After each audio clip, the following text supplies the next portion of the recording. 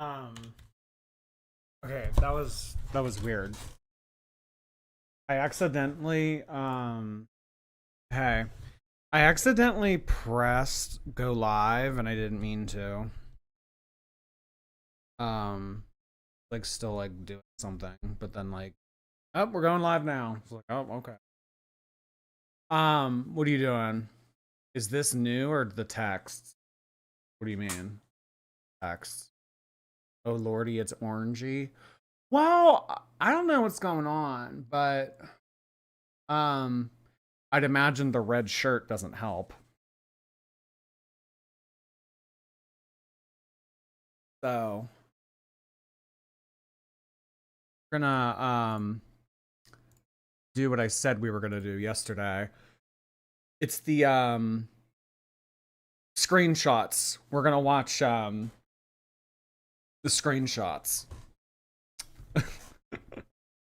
What is he saying? Um okay. Sorry, just like 1 second. So apparently, okay, like before we do anything, like Amberlynn needs to, like, this isn't even like a suggestion, needs to. She needs to address this bugs shit. I'm getting so tired of this, like, oh, blame it on Jade, blame it on the bananas that were left out too long in the kitchen. More shit in her hair from that short that she put when she was eating the corn on the cob. Um, do you guys know there's new bugs? New. Not the one from the short of like Eat With Me or whatever, and we saw like the fly come out of her hair or whatever. I'm talking like new. New. I don't know what video this is from. I think it's from a live stream or something, but there was something in her hair and people were clocking it. Can you guys believe this? Look at this. It's kind of hard to make out.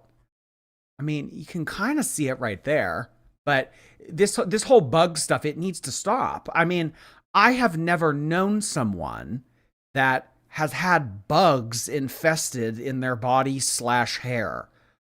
This needs to be addressed. Honestly, I really think until this gets addressed, she needs to stop with like the Romeo hanging out in her shirt. That's not okay. This is not okay. So, kind of hard to make out. There's an arrow and like a circle and everything. It's kind of hard, but luckily, there are people in Girl World with advanced computer skills. And through a series of trials and tribulations, they were able to discern what this actually was. We were able to ID the bug. We have talked to etymologists, and they have confirmed what insect is living inside of Amberlynn's hair. This is breaking news. This has not been discussed on any other reaction channel. This is going to be determined right now. And Amberlynn's course of action when it comes to bugs in her hair and treating it is going to be her prerogative. But I would really recommend that she get this handled because this is not okay. If you want to be greasy, if you want to be gross, if you want to have bugs in your hair and shit like that, that's one thing. But don't have the cat and Twinkie and all this other stuff. It's like, what if like a DoorDasher like interacted with Amberlynn and then there was like skin to skin contact between her and the DoorDasher and then they got bugs somehow. So I am now going to reveal the findings of this insect. It has been determined that this insect is in fact me. I am living inside of Amberlynn's hair.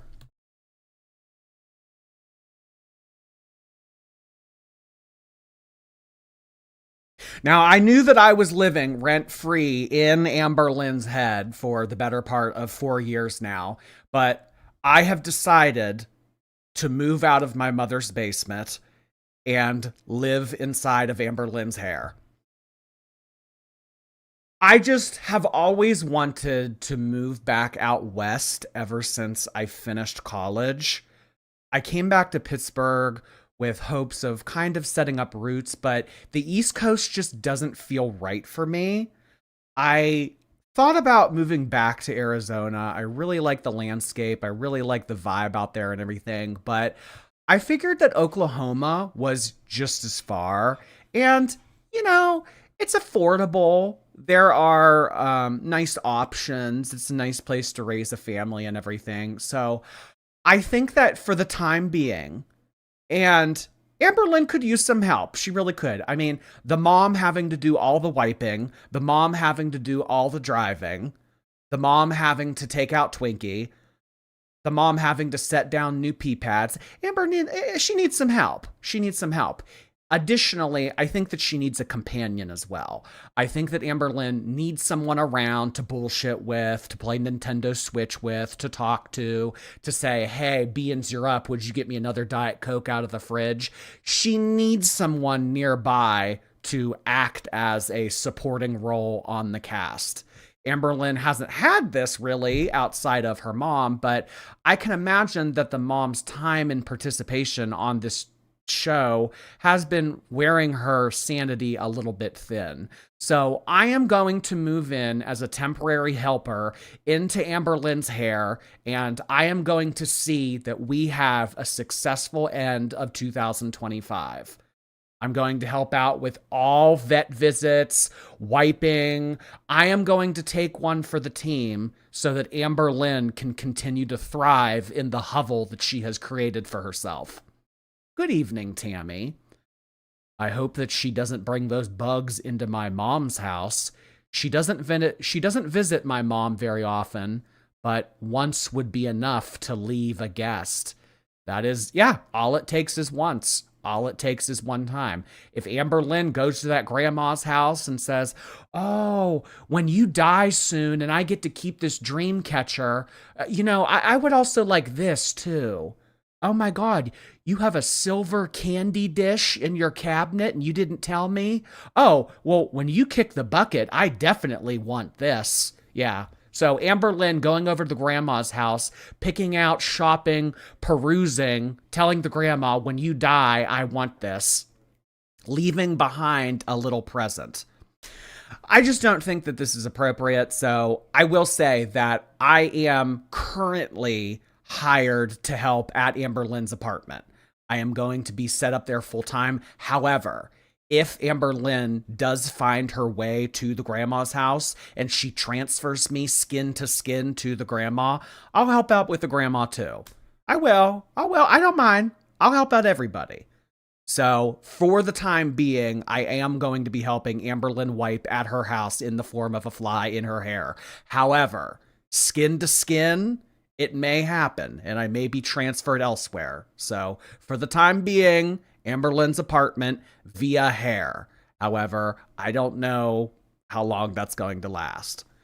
So, I just had that as an announcement. I wanted everybody to get on the same page. We are going to move on now. Okay, so our mod Carissa put together this incredible Google Drive for us to take a look at like all of the Snapchat stuff. I don't have Amberlynn on Snapchat. So I'd imagine she's she's like a public account on Snapchat and like anybody can see her stuff. I could like add her. What is it? Unless she's blocked me already. I don't know. She might have blocked me, but I have not saved any of these videos or any of these screenshots from her story. So let me see if she blocked me. Amberlynn Reed. Oh, here she is. Okay. Oh, I added her. She never added me back, but okay, she's a public account and I can look at everything. Oh, okay, neat. So you don't even have to add her. Okay, got it. But anyway, Carissa, our lovely moderator, has put together an entire Google Drive for us to be able to take a look at all of this stuff that she's been putting on Snapchat over the past couple days. I said in yesterday's live stream that this was what we were going to be starting with before continuing Rachel's documentary. I will have to say, guys, I forget. I saw it on Twitter, but I don't know where Rachel originally posted it. It was... Fill me in if you know the answer to this, but Rachel put up something earlier today and it was a selfie of her with like looking at a screen or something. And the caption is, if you guys thought that was the end of it, there's more, or something along the lines of it. I don't remember the exact screenshot, but it was something like that. So Rachel came in here yesterday and she super chatted and she said something along the lines of like, oh, there's more to be said.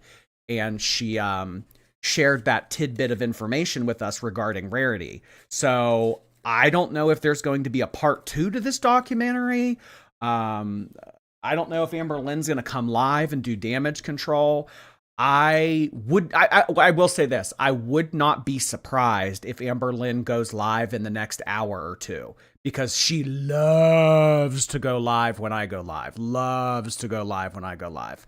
So I wouldn't be surprised 30, 45 minutes if we get a sea of people in the chat typing in all caps, "She's live!" Megaphone screaming out from the rooftops, "Amber just went live!" I guarantee it's going to happen. So we're going to take a look at this, and then we are going to move into the Rachel stuff. If Amber goes live, I do not plan on sniping. I do not plan on watching the live as she's doing it in real time. So we are going to be doing the itinerary that I have said just now, which is we are going to look at all this Snapchat stuff, and then we are going to continue where we left off in the Rachel documentary. Because she's totally not watching. No. Well, Amberlynn, honestly, she's probably busy. I mean, what is it? A Tuesday evening for her? She's probably out with friends, honestly. I mean, she's like a thriving girly pop. Yeah. Okay, let me address some of these. Hello to Ellen A. Thank you for your membership. I really appreciate you being here. Brenda Chapman, hey there. I'm just about to go out. I'll give you a chance to wish me a happy birthday for a 3rd year in a row. If I were a member, we would have a toddler. I have not been streaming for 3 years. This coming January will mark 2, but if you've been watching me longer than that, I appreciate it. Thank you, Brenda. Happy birthday to you. Let's get some balloons in the chat for Brenda. I definitely recognized your username, though. You've been around a while. Lycanomancy, thank you for 3 months. Girl World Vet of 2017. How we doing tonight, girls? I'm doing pretty well. I am doing pretty well. Thank you for asking. I'm only a vet of 2021, so you're 4 years ahead of me, girl. CL, thank you for 4 months. Thanks for the laughs. Been around since your spaceship days. You helped me during peak insomnia. Guys, like the stream. Thank you so much for saying that, CL. I am so happy to help another insomniac. Thank you so much for being a part of my channel. I really appreciate you saying that. Guys, click the thumbs up button. It helps me. And that's what we're all here to do, right? Okay, let's start with the screenshot stuff. I haven't seen any of these yet. I know there's one where she's like, I think that I'm going to go live tonight or something like that. Like, that's the only screenshot I've seen. Okay, so it starts off by her saying, "I never post on my story." And I think that she started this Snapchat story when Rachel posted that thing. So she didn't go live. I don't know if people were expecting her to go live, but instead she just started to post on her Snapchat story for whatever reason. I don't know why Snapchat story. Usually her go-to is Instagram story. So it's a little bit strange that she decided to do it on Snapchat. Girl, please. So someone writes into her, "Girl, get a lint roller." And Amber says, "I have one, but I'm just at home hanging with my fur babies." Yeah, Amberlynn doesn't go anywhere. So, I mean, when you're constantly home like this and you don't clean or ever do laundry, the hair, it doesn't really have anywhere to go. It doesn't come off in the washer. It doesn't come off in public. It's never getting wiped up. It's just constantly, if anything, like there's just more hair being added to it. So, that's kind of the case. We've kind of just understood at this point that Amberlynn is always going to be covered in animal hair. Oh, sorry. So someone asked her, "When was the last time you used Snapchat?" And Amber says, "I use it daily for my real life friends." Like who? Like the woman from Bingo, the woman you went to the buffet with. Real life friends. Amber, your only life friend. And like she's told us this. This isn't even me being shitty. She's told us this. It's just the mom. She goes to that buffet with that one woman from Bingo, but that's it. It's mainly just her and the mom. Real life friends. Well, can these real life friends take you to vet appointments? Can these real life friends take you to Walmart? Can these real life friends do some of the things that your mom is otherwise having to always do for you so that you're not spreading her so thin and constantly asking her to take off work? Real life friends. No one believes this. As I always say, this never happened. This never happened.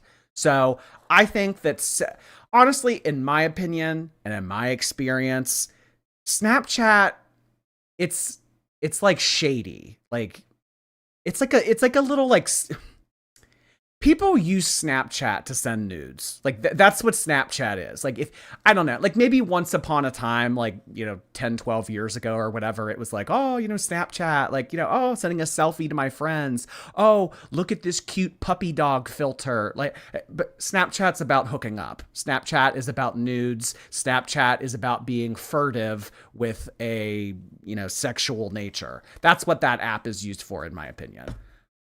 So I think that if Amber is using Snapchat, I think she's using it to talk to potential new cast members and that it is used as a recruitment tool to future cast. Someone asks, when can we see new vlogs?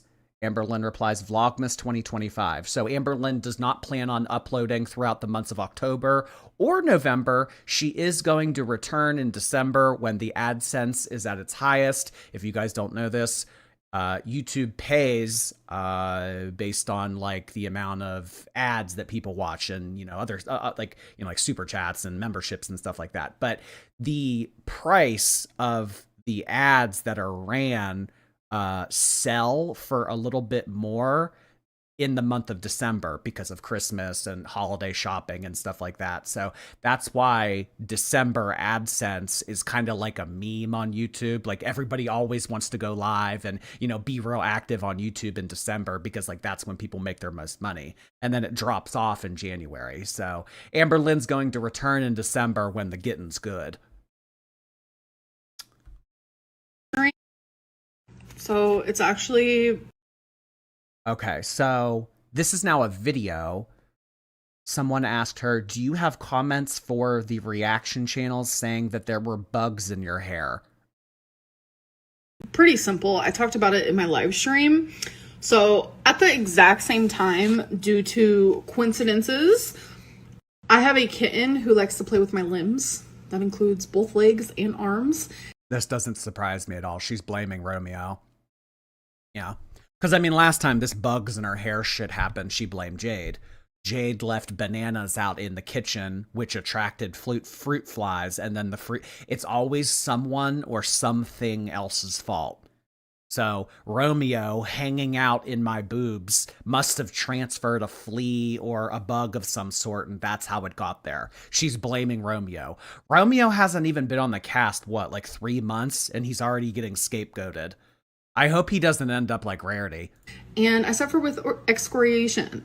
So when that happens, I get cat scratches, cat nicks, and I'll pick it, and I'll pick it, and I'll pick it, and it'll get bigger, and sometimes infected. Not like super infected. But what does this have to do with anything? She's talking like a politician. Someone asked her a very straightforward question, and she's talking about excoriation and picking her skin. Girl, there was a bug in your hair. I don't want to hear about your excoriation. Enough like where it's like, girl, put some like antibacterial cream. I have been like this since I was a child. Literally. Bringing up her childhood. Doesn't it get tired? Like, doesn't it get tiresome for Amberlynn to constantly play these games? The charades, the victim mentality, the blaming other people, the talking about the childhood. I would just get so tired of my own bullshit if I were her. Since I was like 6, I remember my dad... I've actually made a whole fucking video about this because I used to have a really, really bad one in like Destiny era, where people were like, that's a diabetes like scab. I'm like, what even is that, first of all? So I made a whole video kind of talking about this, like surface level, but like it was so bad even as a kid, because I would get lots of mosquito bites and I would itch them and they would turn into scab. That's another thing that she stole from me, by the way. Surface level. Minor comment, minor add in to this, but she stole surface level from me. It wasn't recently, but she did originally take that from me. And then they would just get bigger and bigger. Literally looks like someone put their cigarette out on my skin. So my dad would have to like warn me, like, you know, if the cops ever come, because the cops always came, honey. Why is she using a filter? I don't know. I don't know. But, like, what even are those? Are those like freckle hearts? They're supposed to, I don't know. At least she's not doing the devil thing. At least she's moved on to something new. Not her referencing herself in eras. Yeah, she's going to have to do Amberlynn Reed, the Eras tour. We had 10 gifted memberships come in from no other than Clever Bee. Thank you so much, Clever Bee. Awfully clever of you to expand the community. Thank you so much. I really appreciate you doing that, Clever Bee. It's nice to see you this evening. Buzz, buzz, everybody. Let's get some bee emojis in the chat for Clever Bee. Thank you, thank you. We also had 5 gifted memberships come in from KRH. KRH, you've been doing this pretty consistently lately. I really appreciate you doing that for my channel. Thank you so much, KRH. Alongside the Buzz Buzz Bees, let's get some number 2 pencil emojis. Thank you, KRH. 15 gifted memberships already. Holy shit. The cops always came. I had a rough childhood. But my dad... Okay, we have somehow gone from, girl, there was a bug in your hair, to... police would always show up at my house. I mean, at least politicians stay on topic a little bit. This is... She's gone. I'd always be like, the cops are probably going to ask, like, you know, what those are on your arms. Make sure you tell the truth and explain how you get them, because they do look like cigarette marks, even though they're not. And I mean, that's like obvious, but yeah, I've been doing this since I was a little girl. So having that, like, as you can see, my poor arms, and like I have it on my legs, like Romeo just... So I think what she's trying to do here is she's trying to do the reaction channels are assholes kind of narrative, because it's turned from, ew, look, there's a bug in her hair, to Amberlynn saying, well, I have a condition. And the fact that you would make a comment about that speaks to your character. You're an asshole. So I think that that's how she's trying to twist it here. So somehow, if you say, ew, there's a bug in her hair, you're being insensitive to her excoriation. I don't know about this one, Blanche. I mean, you can continue to try the mental gymnastics here. Please, for all of our entertainment, finish your floor routine. I would love to see how this ends. Loves to play, loves to cuddle. Perfect little kitty. But like, my mom also got a new kitten at the same time as me. My mom also has them all over her hands, arms, legs. That's just what kittens do. But hers aren't like... Oh, look, she's trying... Look at this screenshot. Oh, my God. She's trying to do the thing that we were talking about yesterday, how people from the Midwest do not pronounce T's in the middle of words. I forget who that was who super chatted yesterday, but they said people in the Midwest United States do not pronounce T's in the middle of words, similarly to how British people do not pronounce the second P in the word properly. Kitten. Ki-in. So is Amberlynn trying to be a Midwestern girly pop? As extreme, because she doesn't pick her scabs. I do, though. It is a mental disorder. Just look into it more, do some research on it. But in one of my shorts, I actually have fruit flies. Whenever I have fruit and I leave it on... Oh, here we go again. The fruit flies. Well, she can't blame Jade this time. Is she going to blame herself? I mean, this is assuming that Amberlynn had a okay. This is a big what if. A big what if. I'm going to need you guys to be imaginative on this one. This is assuming that Amberlynn has fruit inside her apartment. Okay. All right. Are we all on the same hypothetical here? Amberlynn has fruit in her apartment.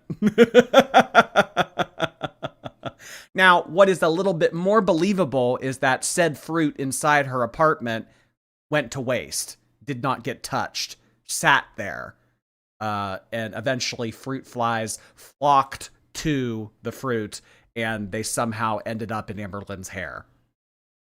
I mean, I have been around fruit flies before. I can tell you that I've never had the fruit fly end up on my body or in my hair or anything like that. Okay. That's new. 10 gifted memberships have just come in from someone. The other Pagey. Thank you so much for doing that, the other Pagey. I really appreciate you doing that. Oh my god. Hey, we're up to 25 gifted memberships already, guys. Thank you so much for doing that, Pagey. I really appreciate you expanding the community once again. Not your first time. Let's get some piece of paper emojis for Paige. Thank you, Paige.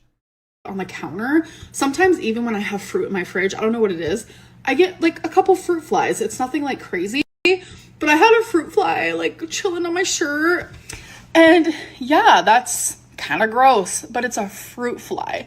So having these two situations at the same time is just having people like spiral out of control, and it's like the weirdest thing I've ever seen.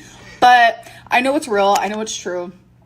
I was literally there when But what does the excoriation have to do with anything? I didn't understand how this ties into the plot of this Snapchat video. Can anyone help me out here? What was the point of her talking about the excoriation for goddamn near 3 minutes? Romeo was scratching me up, like, I remember those moments. Is she going to say that somehow the fruit fly gave... Oh, I don't know. Is she soft launching cellulitis? Is this what this is? So, okay, follow me here. Fruit flies, and then the flies get onto her skin, which was picked open and exposed, and then said fruit fly somehow transferred cellulitis. I don't know. Fruit flies don't bite. Fruit flies, they like her scabs. Oh. They're... like how sharks in like the ocean, like if somebody has like a cut on their leg, like the blood will attract the shark. Like, really? I thought that was just like mosquitoes. People were saying that she had bites on her arm from bed bugs or fleas because of the shape. Oh, okay. I'm following now. Yes, the vampire bite. I remember the vampire bite. Okay, so she's talking about those two circles that were parallel to one another.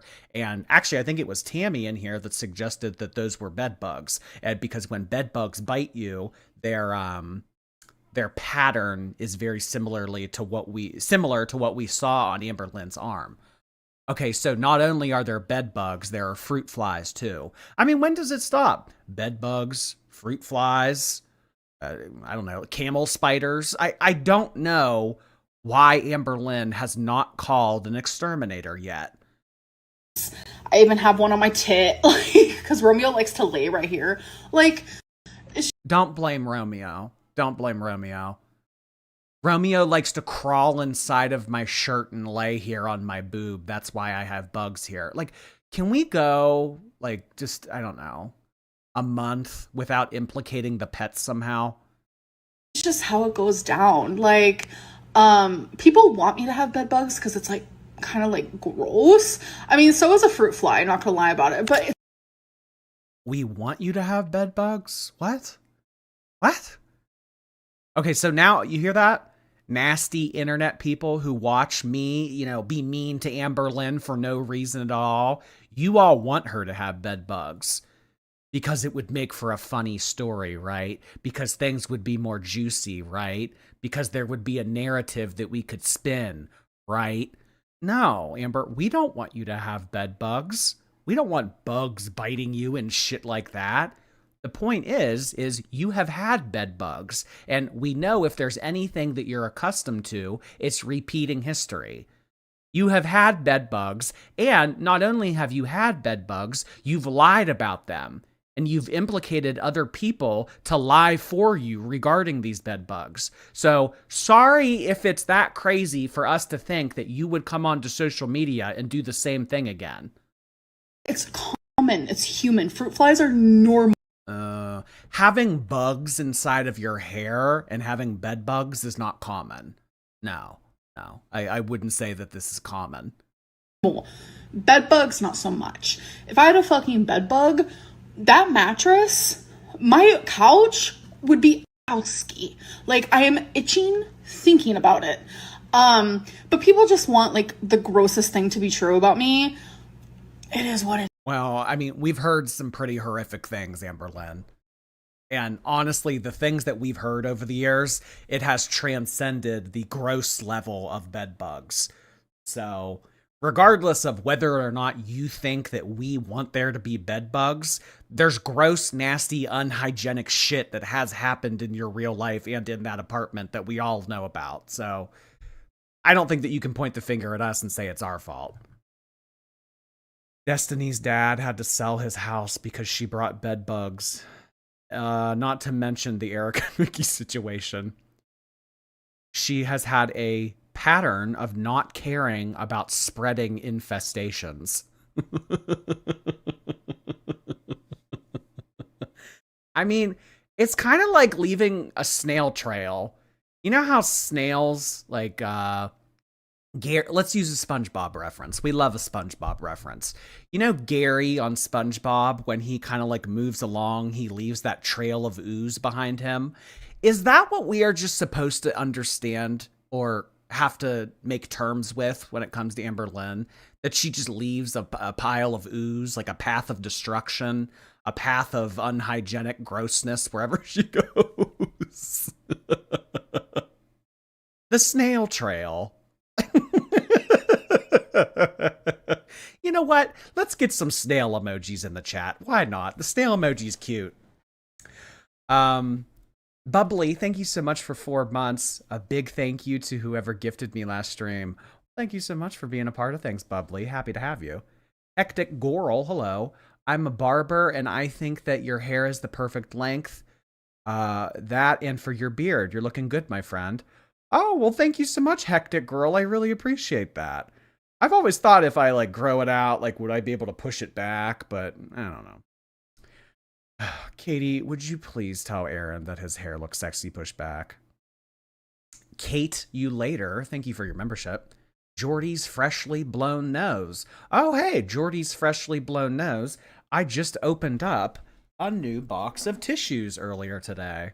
So, yes, we are freshly blown today. The nose is freshly blown. Kalashat, thank you for those bits. Dianara, hello. Amber really came back in October just to show off her Oogie Boogie costume. My bugs. Well, you know what? I never thought of it that way, Dianara. If there were something to happen in terms of icky, gross shit, October would probably be a good month for it, considering, you know, spooky ookie. It is. Like, have fun with the lie. Okay. Show us your iMac. I have the green one, and I love it. Mine is the 2021 model. Mine's the 2024. I'm in love with it. And Amberlynn is showcasing a bottle of water in addition to some type of crystal off to the side here. Why does she have a bottle of water? I thought that she was doing the tumbler. Remember? So are we supposed to believe that she's drinking water out of that tumbler in addition to drinking bottled water? Why would she be doing that? Why wouldn't she be drinking all of her water outside or from the Owala tumbler? Yeah. I mean, because I carry around a tumbler like this all day, every day. And the only water that I consume comes out of this. I don't drink water out of this and then additionally have a bottle of water with me. This is kind of weird. And what's really weird about this is kind of following on the heels of people making allegations that there was actually not water inside of that tumbler and that she was actually drinking Kool-Aid or some other type of liquid, maybe some type of soda or some juice or melted butter. I don't know. But I just think that this is a strange little detail in this photo right here. Okay, and then we get a good morning. Ugh, more like bad morning. How are you so pretty? It's definitely just the filter, but I am having a good hair day. Thank you. Okay. The bugs must be the bugs must have went to cosmetology school. They made Amber's hair look good today. Girl, when they say that you have bugs, they don't mean the arms. They're talking about that fruit fly on your shirt. Fruit flies are the worst late summer and early fall. Lots of people get... Who told you this, ChatGPT? Where'd she learn this? So Amberlynn, preparing her defense, she probably consulted her 1L attorney that's 23 years old and said, okay, help me find a way out of this bed bug situation type deal. And this is the defense that she's been provided.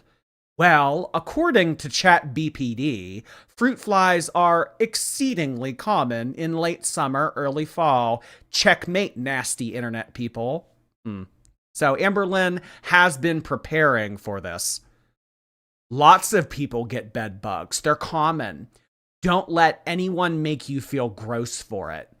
I keep my apartment clean, but they love... Stop stealing my shit. I am done with this. I'm done with this. You know what? Recently, I got that weird ass privacy complaint on the one Crystal live stream from a year ago. I don't know what that was about, but I'd imagine that Amberlynn had some hand in it. If she can somehow send me privacy complaints on shit, why can't I? Why can't I? She's stealing everything from me. Everything from me. Fruit fries love fruit, whether in the fridge or on the counter. It's okay, not the end of the world. Suing will entice. I know. Tammy, is there room for one more on that lawsuit? I would like to get in on this. This is not cool. Amber, get your own shit. You've been stealing everybody else's shit your whole life. Do something unique for yourself, for once. Fruit fries love fruit. Yeah, it's in the fucking name. Fruit flies are almost microscopic, girl. Come on now. No, they're not. Okay, I will disagree with this. No, I've seen like physical fruit flies. I mean, I don't know. Can a fruit fly be so small that it's not visible with the naked eye? Maybe, but I've seen like physical fruit flies. Sydney, thank you. I can't stay. I'm just popping in. Here's your money. It's my... Here's your fucking money. It's my birthday. I finally got to adopt my daughter today from foster care. I'm full of love. You got to adopt your daughter on your birthday. Oh my God. That is a really exciting day. I am so happy to hear that for you, Sydney. That's an incredible thing that you did. Happy birthday. Let's get some cupcake emojis in the chat. Thank you so much for sharing that wonderful news with us, Sydney. Timothy, hey, I'm 1 year closer to being a gay senior man. Here's your money. Okay. Well, I mean, I don't know, girl. Enjoy it up because pretty soon eternal hellfire awaits. JJ, thank you for 17 months. Oh lordy, it's Fruit Fly Jordy. It's me. Squirreliosis, thank you. It took less than a week for Poopy Lynn to have another scandal explode across the internet. Not surprised this time. You know, I actually would like to know from Rachel How long did she have these screenshots, and did she wait until October to share them? Because if she did, that's kind of funny. That is like knowing that Amberlynn is taking the month of September off, waiting for her to come back. She comes back and then start a scandal. Like that's just fucking funny to me. Timing is hilarious. Oh Lord. Medicinal Pothead, thank you so much for 3 gifted memberships on Twitch. I really appreciate that, Medicinal Pothead. Thanks for doing that again. Jay, hi. Thank you for the laughs and the great content. Well, thank you for the compliment, Jay, and the money. No, they're not. Fruit flies have taken over my apartment because it's so warm out and they're such a nightmare to get rid of. They're so annoying, but thankfully I think they're all gone. Okay, so Amberlynn has apparently gotten rid of all of the fruit flies. She somehow was... I don't know. Maybe she told all of the fruit flies individually that she loved them. You know what? Maybe Amberlynn was falsely imprisoning the fruit flies and was not allowing them to leave the apartment until they confessed their love for her. Amberlynn was not allowing the fruit flies to get out of the car until they agreed to continue to be her caretaker. There's more to this fruit fly story. Amberlynn's talking a lot of shit on the fruit flies. I would like to hear the other side of this. We're only hearing one half of this story. I want to hear the fruit flies perspective. Rachel, thank you so much. I really appreciate you popping in again tonight. I waited. That's methodical. That's a little bit psychotic. I like it. That's like, stirring the cauldron type behavior. I waited.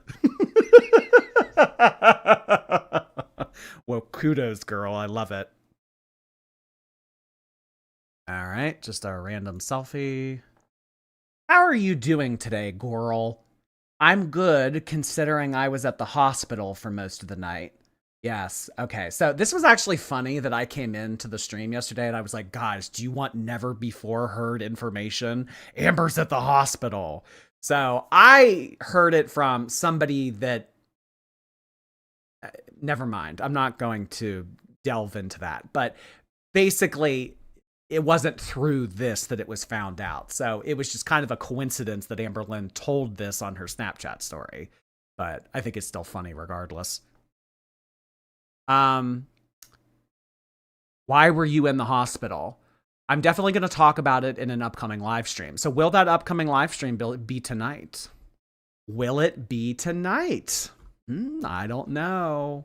I'm kind of half expecting in 5-10 minutes, the whole chat going, Jordy, she's live in all caps. I'm waiting for it. I am waiting for it. I hope you're doing better. I'm doing so much better. Thank you. Amber's doing so much better. She's slaying, y'all. Jordy has a mole on the inside. I'm a fly living inside her hair. I know these things. Would you ever consider having a boyfriend? Absolutely not. I'm a lesbian. Plus, I don't want a relationship at all. Amberlynn is a single Pringle. This is absolutely repugnant. This is abhorrent behavior. I don't know why she continues to post this as if this is cute, as if she's some type of mother kangaroo carrying around her Joey. But you can make out Romeo hanging out inside of... This is just gross to me. This is really gross to me. I don't like seeing this. But yeah, Amberlynn is putting down her wrong foot again and saying that she is a lesbian. She does not want a boyfriend. And if she were to have a boyfriend, it would have been Dalton. Dalton would have been it. She would have became that passenger princess. She would have gotten that coffee ice cream. She would have booed up Dalton a long time ago. Are you excited for Vlogmas, or has a lot of the drama this year made it hard to get excited? Either way, I love your content. I'm excited. I love Vlogmas. The drama means nothing to me. Live your life in peace and you'll always be unbothered. The drama means absolutely nothing to her. Well, I have a question for you, Amberlynn. If the drama means absolutely nothing to you, why did you take the entire month of September off? I mean, the reason that she provided was that it was getting to her, that it was too annoying, that it was mentally taxing. And now she's saying that she is an unbothered queen and that she is living her life in peace and that drama, reaction channels, all that shit, it means absolutely nothing to her. Well, the month of September says otherwise, girly pop. What ideas do you have for Vlogmas this year? I can't wait to watch. I'm just going to be making simple, cozy daily vlogs. Okay, so her ordering food, her showing us shit that she bought off Amazon Prime. Maybe she'll try on a new 7XL sweatshirt from Torrid. I can't imagine that it's going to be anything like last Vlogmas.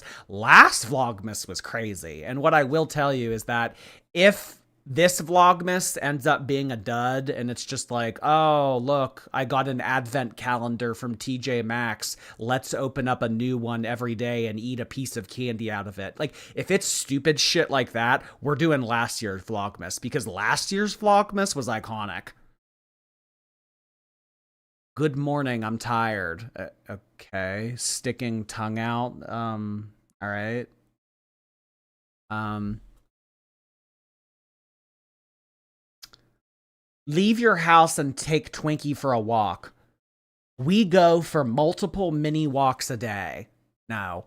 The only exercise that Twinkie is getting is the exercise that she is getting from walking around the apartment, going room from room.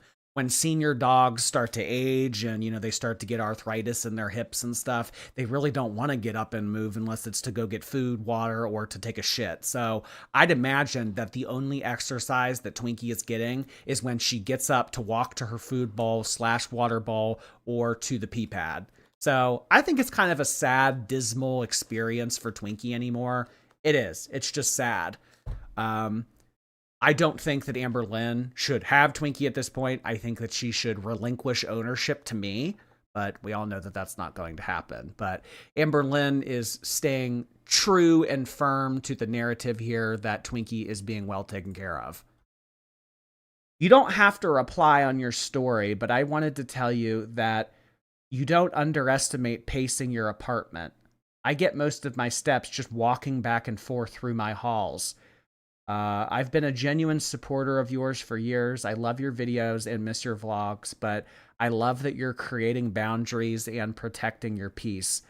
I don't mind your shorts either. Aw, thank you. This means the world to me. Kind of like a little smug smile, like right here.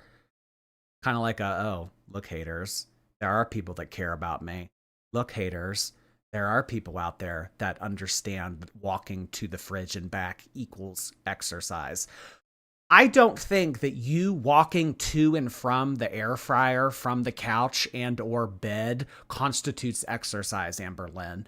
And whatever exercise you are accumulating from walking around your apartment, I think that it gets undone by the multiple door dashes a day. So continue to walk to and from your bedroom and the couch to the door to get your DoorDash back to the couch. But what I'm telling you is that does not constitute for a marathon's worth of effort, and it's not going to be doing anything for your health. When's your next live going to be? Either today or tomorrow. Okay. So Amberlynn's going live soon. Soon. Hey, just so you know, they make sugar-free versions of the Starbucks Frappe if you're looking for a low-calorie option. I never pay attention to sugar or carbs. Oh, geez, what gave it away? I also stopped drinking those, though. I bought 2 packs of 4 just to get me going in the morning, but I'm actually going to stick to getting a small bit of caffeine from diet soda. Okay, so Amberlynn is switching from the Starbucks Frappe, the caramel things that she was drinking that had 47 grams of sugar and 300 calories, to diet soda. So at any given morning, you can expect Amberlynn to be sipping on some type of diet soda. Okay. JJ, thank you again. Those are her great grand bugs. Oh my gosh. Generation after generation, huh? The idea of having insect bugs in your hair, I... Hallie, thank you. I love y'all guys. You keep me going and laughing. Thank you so much for being a part of things, Hallie. Clever Bee, hello. My bug name is finally relevant. It is. Buzz Buzz, Clever Bee. Gay Frog, thank you so much. Pop Off Orange. I turned on my stream light to hopefully make the color saturation a little bit better. I don't know if it helped, but yeah, it's been like really not good the last couple days.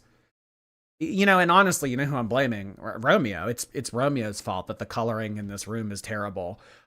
So I actually was born with a rare excoriation disease, and the coloring makes me match some of the marks on my arm. So it's not my fault. It's Romeo's. So I hope you all can understand. Alisax, thank you. Jord of the Flies.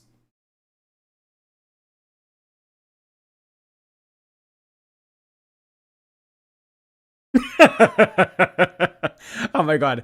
I don't even know if I'll even read this at this point, but this is just kind of like a nice prop to have nearby, considering the amount of time that we spend on insects anymore. Oh my god. I started The Exorcist. I want to do The Exorcist, and then I'm going to do The Haunting of Hill House. My goal was to finish those two by Halloween. And then after that, I have either Lord of the Flies, or I have this one that I bought a couple years ago, but I never got around to reading it. I think that it's really popular. It's called The Road by Cormac McCarthy. I want to do this one too. So I have The Exorcist, The Haunting of Hill House, and then I have these two on deck. So, oh lordy, it's Librarian Jordy. Diamond, thank you so much. Mental things is scary, but you're always here, Jord. I always will be. Thank you, Diamond. Mantha, hello. The Big 20. Keep being funny, and size 2 in LA, PA. No, not a size 2 even in PA. But we don't have tax on clothes here, so that is nice. Happy birthday to you, Mantha.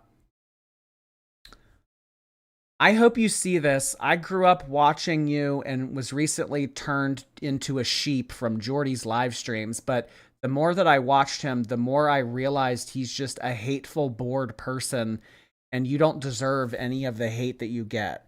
Trust me when I say so many people support you but are scared to show it. I'm rooting for you. Hope you take care, girl. My sister and I watch you all the time. Okay, so someone from my live streams decided that I'm hateful. Wait, what was it? Hateful and bored.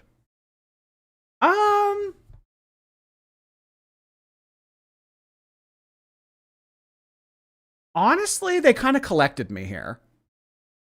I appreciate your support and everyone's support so much. As for the whole everybody out there supports you and you have like a whole people cheering you on thing, this never happened. This absolutely never happened. Did this person watch my live streams and then determine that Amberlynn's a good person and they wanted to support her and kiss her ass? I don't think that's the way that it works. I think if anything, you start to watch Amberlynn and then you go to reaction channels. Very rarely, I mean, yeah, I'm sure it does happen, but very rarely do people go from reaction channels to Ambaby. It's kind of like a weird Benjamin Button situation type deal. That doesn't really happen. Y'all are genuinely gonna make me cry. Stop. I appreciate you guys so much. Like, you guys are just being so sweet, and it just means the world to me. It's super easy to be unbothered when you're peaceful and you're surrounded by lovely people like you. Okay, so that was in response to some woman named Sydney saying, I love you, you're strong, don't pay attention to the haters, yada, yada, yada. And then someone asks, are you that I asked for a veggie sandwich girl? Yes. Yes, that would be me. Yes, I'm the woman who lied about the apple from Panera. Yes, that would be me. Well, thank you for clarifying, Amber. That was nice of you. All right, is that the end of our slideshow here? I think that might be it. I think that might be it. Let me just double check, but I think that is everything. All right. Now, we might not have gotten everything. I don't know, but that was what was provided to me by our lovely moderator, Miss Carissa. Thank you so much for doing that again, Carissa. I really appreciate that. We are now going to be moving on to where we left off yesterday in the Rachel documentary. Let me find it in just a second. However, I wanted to address Brookshire. Thank you. Your lives are a ray of sunshine in the dark world. Fly heart hands to you. P.S. I like your reading out loud to the class voice. Oh my god. Thank you so much, Brookshire. I really appreciate the kind words. Thank you so much for being a part of my channel. Banana. Hi there. It's our 25th anniversary and we're listening to you while we cook dinner. Here's some of our retirement savings. Oh boy. Oh hey, you've made it 25 years. That is a feat. Congratulations to you two. 25 years of union. Oh boy, and I'm sure that you don't regret a single day of it. Enjoy your dinner. I really appreciate that I'm a part of it. Thank you, Banana. Demi, hi there. Thanks for getting me through the war. Love from watermelon emoji.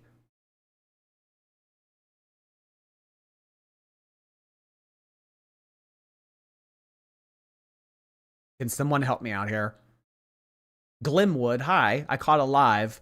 I just know Amber's seething right now. Shadow boxing. Clenching her fists. Something like that. Okay, Rachel Amberlynn. Oh wow, Rachel's gotten like 1,800 subscribers in the past day. That's crazy. All right, so where were we at? We were at like 34 minutes, right? Okay, here we go. Here we go. Satellite radio. So what was that watermelon emoji thing? Palestine. Oh, why does watermelon equal watermelon emoji equals Palestine? It's code for... Oh, okay. Today I learned.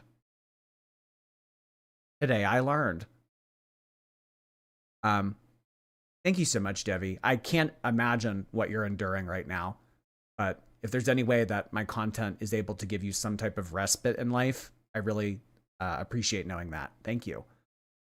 Marion, hello. I met the dentist and I found out that I have to have 3 wisdom teeth removed. My first thought was to run to your live to tell you. You're like, oh boy, this is such exciting news. Your dentist was probably like, what the fuck is wrong with you? Sammy Love, thank you so much for your membership. I appreciate that, Sammy. J978, hello. I got a free membership to your channel and Amber's. I don't know if that's a good thing or a bad thing, but thank you for the streams. Also, thank you to whoever gifted. Well, I appreciate you being a part of things, J9. Thank you. All right, so we started like right around here. You know what? Let's go back like 30 seconds so I can kind of like get my bearings and find out what we were talking about. Time that I would start crying, she would leave the room completely.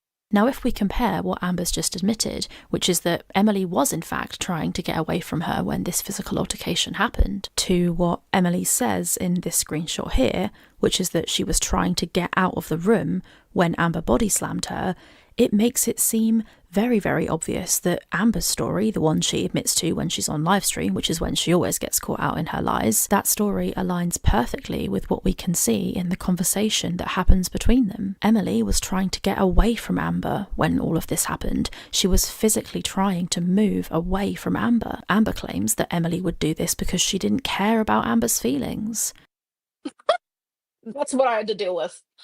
Someone who did not care about my feelings at all. I just think it's very interesting how Amber's story in her live stream corroborates clearly with what Emily and Amber have both said happened. And yet when Amber is texting Emily about this after the fact, she acts outraged and says, "What?" in capital letters, when she admits herself in this live stream when she responds to this comment from Grace, that Emily absolutely was trying to get away from her and that she was not calming her down or soothing her. Yeah, I can't imagine that that would have came across as consoling or Amberlynn being a place of comfort at that point. She wanted the fuck away from you. You blocking the doorway was not making things better. I don't know how Amberlynn thought that maybe like, oh, I'm going to fix things and I'm going to fix things right now. I mean, she won't even wipe up the piss on the kitchen floor, but she's going to fix a whole ass relationship by blocking a door. I don't get it. Sammy, thank you for 5 months. So when I tripped over the rug and then I landed into her and she was falling, I went to grab her. It didn't work out very well. She still landed on the floor. And then she started like hysterically, how come you pushed me? I'm like, what is actually happening? Emily puts, then how did I end up on the floor, Amberlynn? And Amber says, I just told you. I was trying to hold on to you. I tripped on the fucking blanket on the floor. I almost went down. That's how I hurt my ankle. I just explained to you I would never, ever, ever do that. When you were on the floor, I tried helping you up, but you wouldn't get up, so I started rubbing your back and telling you it would be okay. You told me not to touch you, so I stopped touching you. Now we'll come to the end of that in a second, but notice here, Amber is saying a very clear explanation of how Emily ended up on the floor. She says it blow by blow. I was trying to hold on to you, I tripped the fucking blanket on the floor. Now, her saying she was trying to hold on to her is strange. Why was she trying to hold on to her? You don't need to hold on to something unless it's trying to move away from you, I think anyway, maybe. So that makes it sound like Emily was trying to get out of the room and Amber was trying to hold her back and keep her back. Unless it's Amber saying that I was trying to hold you, nicely, like, oh, you're sad and I'm trying to hold you. But that storyline makes absolutely no sense because why would there be any force? Nobody falls over randomly from... Yeah, I wouldn't run to Amberlynn as a source of comfort. Just having a little cuddle. It's clear that somebody, Amber, was moving at some velocity in order to trip. Also here it's very, very interesting. Amber does a blow by blow of what happened and how Emily ended up on the floor. Emily literally says, how did I end up on the floor? And Amber gives her an explanation of how she ended up on the floor. But if we scroll back to black screenshot number 3, at the bottom there you see Amber say, I wondered how you ended up on the floor in the first place, but that explains it. My fat fucking bullshit of a body knocked you. I can't get over this screenshot. There were 2 golden memes born yesterday. My fat effing BS of a body and clam blocked. I won't get over these 2 things. You can't make me. Over. So there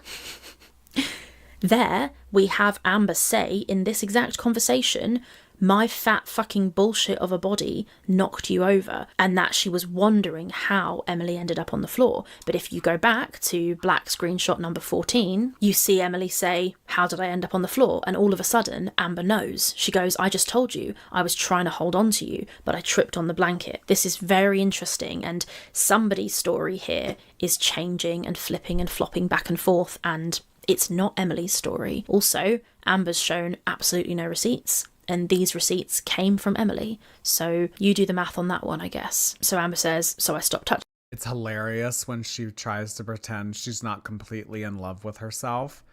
Are you implying that Amberlynn has narcissistic tendencies? You, and Emily puts, because you know you fucked up big time. And Amber puts, and again, so interesting. My goal was to hold you and calm you down. It scares me that you think I'd actually do that. And Emily puts, because you did do that, Amberlynn. Again, Emily's story, it stayed the same the whole time. Amber says, my goal was to hold you and calm you down. But I thought she fell. So she says in her live stream, she fell, and in order to not fall down, she grabbed Emily. I even said, fuck my ankle.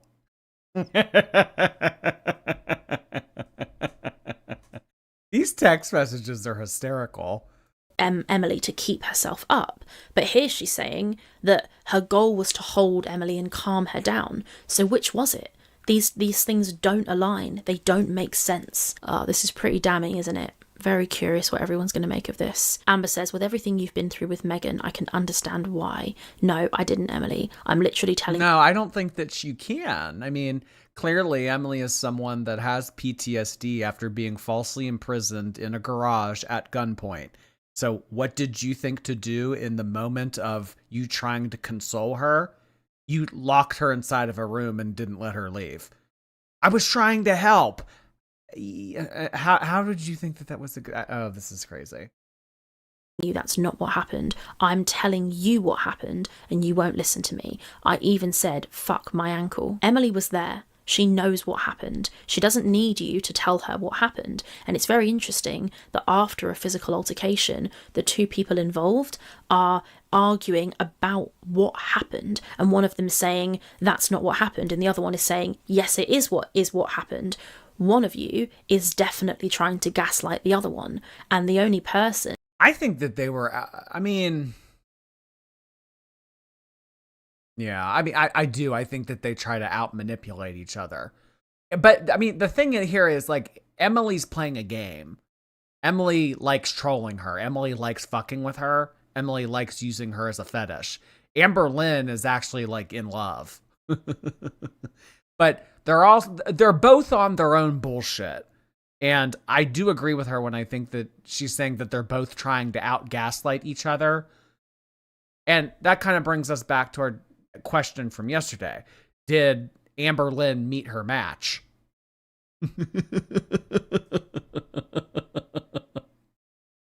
Both of them are terrible. You're all terrible. Crazy Pagey, thank you for 11 months. I'm going to be replayed because I'm working, but I'm so ready for Amber's crash out.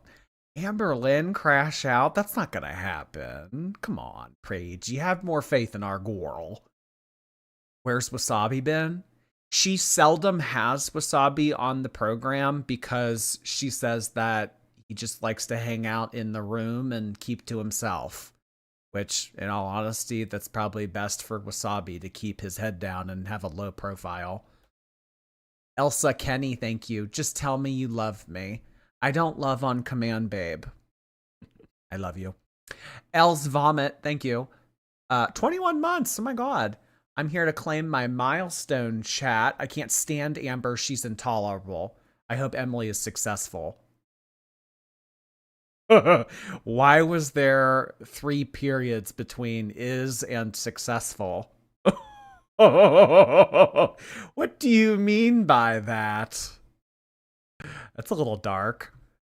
Doggerland, thank you. Juggling with studies, student association, government, housework, a dog, and a mental health dip. Thank you for keeping me sane, exhausted. Oh, one day at a time, girl. One foot in front of the other. Do your best. That's all you can do in life. Who's brought any kind of proof, whose story has remained consistent throughout the screenshots, who has physical evidence of marks on their arm, which the other person has been caught in 4K lying about. More on that in a little while. It's very evident to everybody watching which person is lying, I think, and it's clear to me that it's Amber. Emily says, but I deserved it, right? Megan trying to kill me. I deserved that. Amber says, no, you didn't. My God, Emily. Emily goes, you literally fucking said that. Amber said, no, I didn't. I said, you pushed Megan, didn't you? I should never have said that. In my brain, I remembered what you said about Jade. Since I was angry, I wanted to say it back to you, and I shouldn't have. I regret it. I take full accountability. Do you want me to call my mum? Because I'll call her right now. We'll come to the mum stuff in just a second. But again, another mention of Amber claiming she was physically harmed by Jade. So 4:26 a.m. Is the timestamp on this one, black number 17, and Amber says, do you want me to call my mum? Because I'll call her right now. She said she's awake, unless you want to talk about this in person calmly. So Amber's saying here, this is the first mention of her mum. 33 years old at this point. 33 years old. Do you want me to call my mom? You want me to call my mom? I'll call her right now. You can talk to her. This is something that I would hear maybe like a 12-year-old say. 12-year-old. Do you want me to call my mom? You want to talk to my mom? You can talk to my mom. Yeah, I've already texted her. She said that she's awake. Oh my God, 4:26 a.m.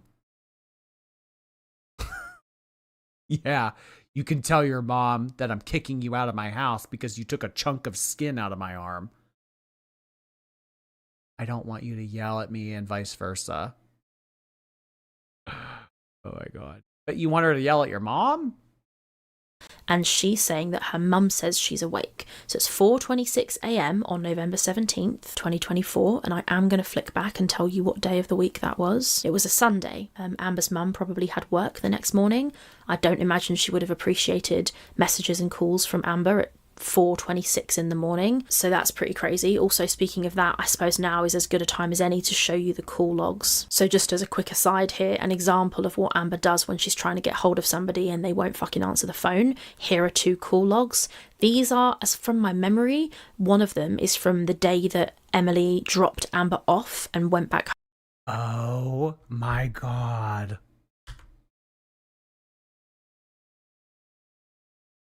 One, 2, 3, 4, 5, 6, 7, 8, 9. The whole day, December 12th and then December 18th or 15th. Memory, one of them is from the day that Emily dropped Amber off and went back home. This is the way that Amber calls people over and over and over again, demanding to be answered, demanding to have her call answered.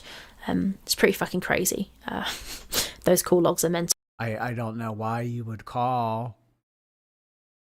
I would love to know what happened between 3:56 and 6:54. Maybe she gained a little bit of sanity in these 3 hours and thought to herself, okay, I have called 10 times already. She has not answered. And then 3 hours went by. Okay, let me start calling her again.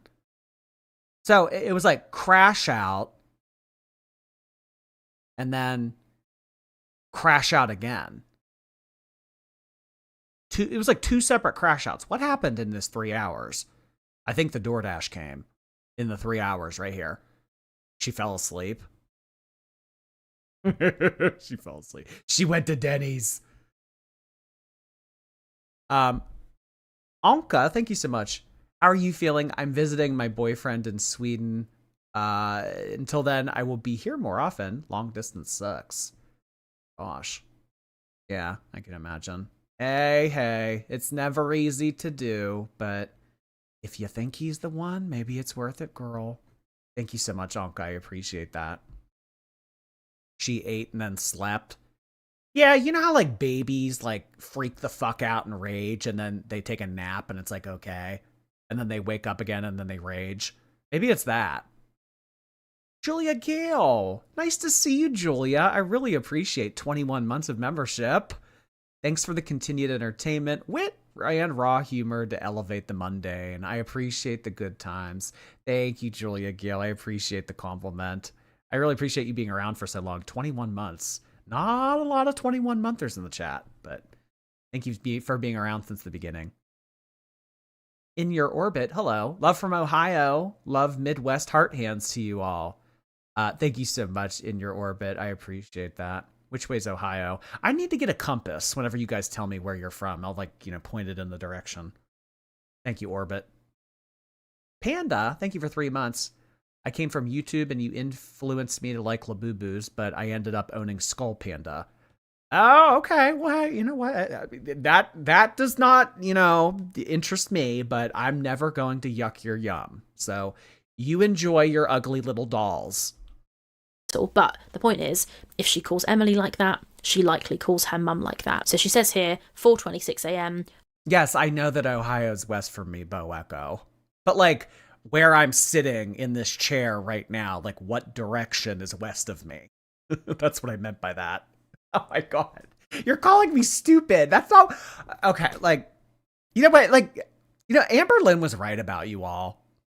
Amber, she was. You guys just twist everything. No. Amber, she was nasty internet people. Yeah.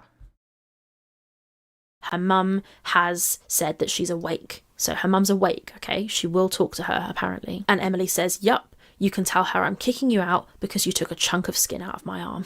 Crazy. Absolutely crazy. So there it is again, right? Emily's story. It's clear. I'm kicking you out because you took a chunk of skin out of my arm. And Amber puts, I don't want you to yell at me, and vice versa. Oh my God, Emily, what the fuck? Emily says, exactly, what the actual fuck? Amber says, I'm calling her now, no answer. Having just said that she was awake, but now her Jordy back to being an Am baby? Well, I never started out as an Am baby. I mean, I will say, like, in 2021, when I first started watching all this, I had a lot more sympathy and I had a lot more patience for her.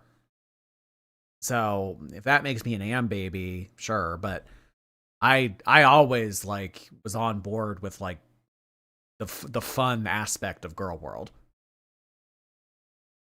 Brian Cook, nice to see you. The bed bugs must enjoy that buffet of crumbs they get in the keyboard. You know what? I can't talk though. Because my keyboard is 8 years old. My keyboard's old. I can't imagine if I were to take all the keys off of this, what would be inside there. But I mean, it is Amberlynn, so like, yeah, oh my god, can you imagine all the crumbs in her keyboard? That's disgusting. High five, Brian. Prune pizza, thank you. Looking skinny, Diet Mountain Dew slushies icon. Isn't that a Lana Del Rey song? Diet Mountain Dew. I feel like everything's a Lana Del Rey song. Like any 3-word combination could be a Lana Del Rey song. Did y'all see that Lana Del Rey went to Paris Fashion Week and she took that guy that she married from the swamp? If you don't know this, Lana Del Rey married some like real southern Louisiana gator tour guide. It's really, and he's like older too. Because I mean, like, what is Lana? She's like late 30s. He's like in his 50s. Like it's a significant age gap. Yeah, that guy she married, her husband. Yeah. Be careful there, buddy. All I said was that he was from Louisiana and he's real southern. I didn't say that was a bad thing. I just think that it's an interesting pairing. Babe, look at her discography. Actually, good point. And you know, the one guy that she was with before, the one that was in prison or whatever, he was gay or he had like gay videos or something on the internet. I remember my one friend like popping off about that. Any Louisianians in the chat? I've never been to Louisiana. I haven't. I like True Blood. Does that count? Mum's not answering. Weird. Then the tone seems to shift, in my opinion, a little bit. Amber says, I personally don't want to leave. So a couple of messages earlier, she says, oh my god, Emily, what the fuck? When Emily accuses her of taking a chunk of skin out of her arm.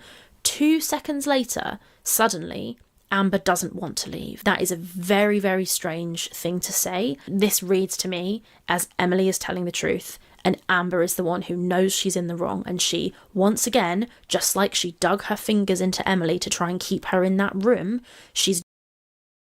I love you, Amber, but I don't deserve what just happened to me. You don't. I was scared. Oh, okay, so she's admitting that she did something. Doing it right here. She's digging her metaphorical fingers into Emily and saying, I don't want to leave. And she even goes on to say, I know you said you get scared of losing me because I help you and you love me. And Emily goes, yeah, I do love you, but I also don't deserve what just happened. And Amber goes, you don't. So that's an admission that whatever just happened, Emily didn't deserve it. So Amber is not only admitting Emily didn't deserve it, but by saying you don't, she's actually kind of admitting that it did happen.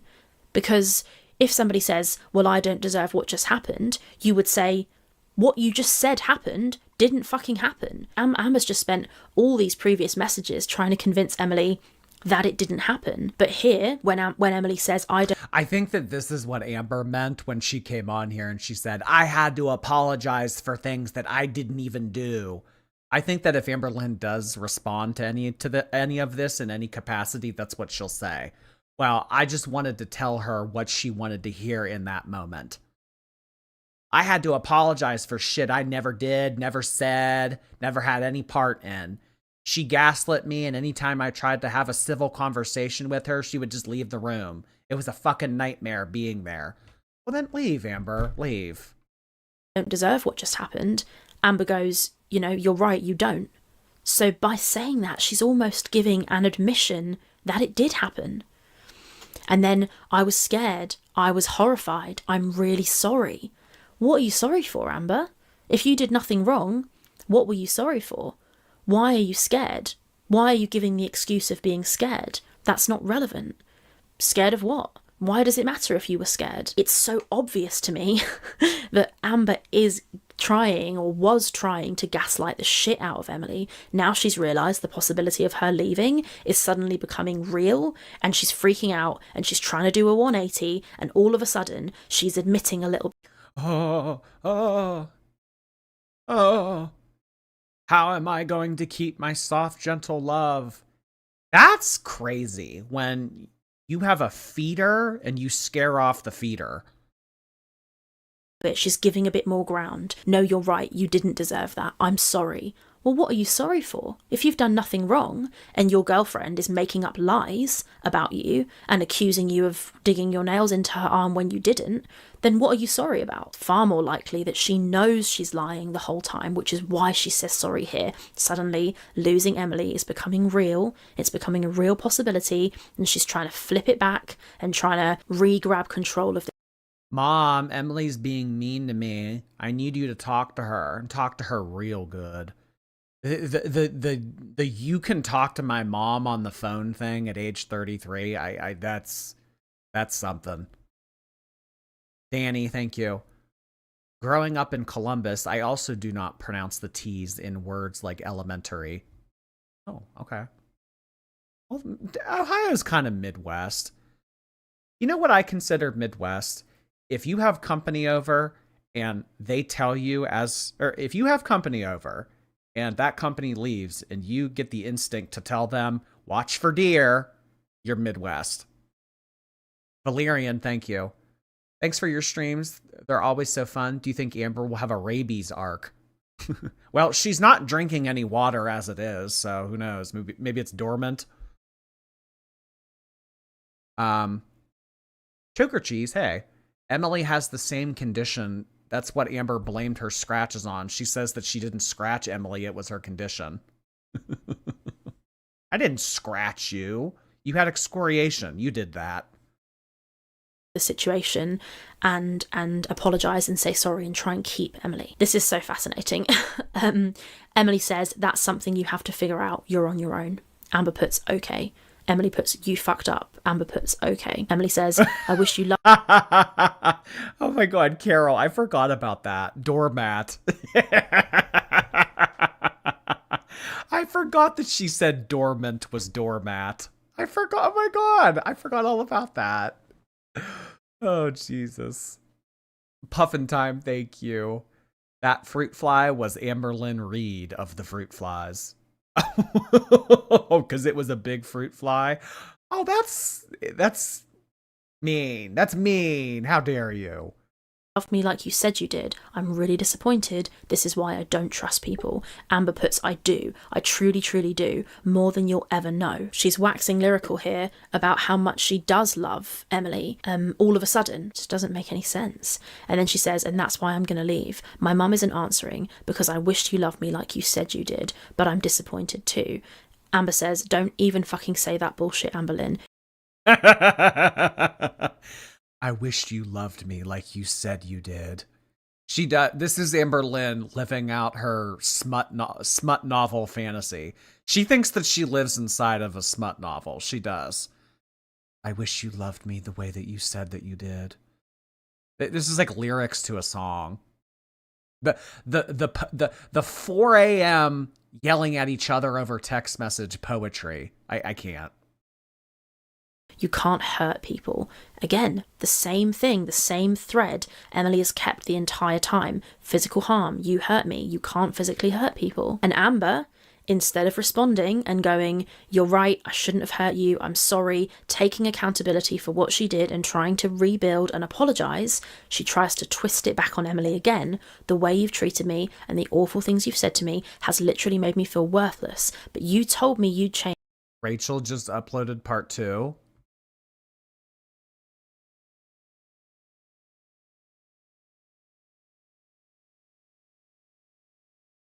Girls, it's gonna be a busy week. It's gonna be a busy fucking week. That's all I'm saying. All right. So I'd imagine that there are a lot of you right now that are going to say, oh my God, watch it right now. I'm not going to do that to Rachel. I would encourage you guys to watch this on your own. And in time, we will get to this. So we are going to be finishing this. And then when we are done with this, we are going to move on to this. So if you guys want to leave for part 2, I understand. It's hot tea off the press. It's new information right now. If you want to go, I understand. But we are going to continue in order. And work on it, but immediately the day after we had this conversation, you wake up out of your sleep and start yelling at me because you think we're arguing. That's scary to me, and you wouldn't listen to a thing I said when I was trying to explain to you that I've been sleeping. It's not, that makes no sense. I've been sleeping. She claimed that she wasn't sleeping. She claimed she was awake and writing a note in her phone. So that's weird. Don't know. It's not fair to me. How I reacted sucked. I shouldn't have. You made me feel worthless. You told me you'd change and you'd work on it. But immediately the day after we had this conversation, you woke up out of your sleep and started yelling at me because you think we're arguing. That's scary, and you wouldn't listen to anything I said when I was trying to explain that I've been sleeping. It's not fair to me. How I reacted sucked, but I shouldn't have reacted by yelling, and I shouldn't have said that one thing about Megan. Oh, yeah, so this was all during when I was doing those live streams about Megan.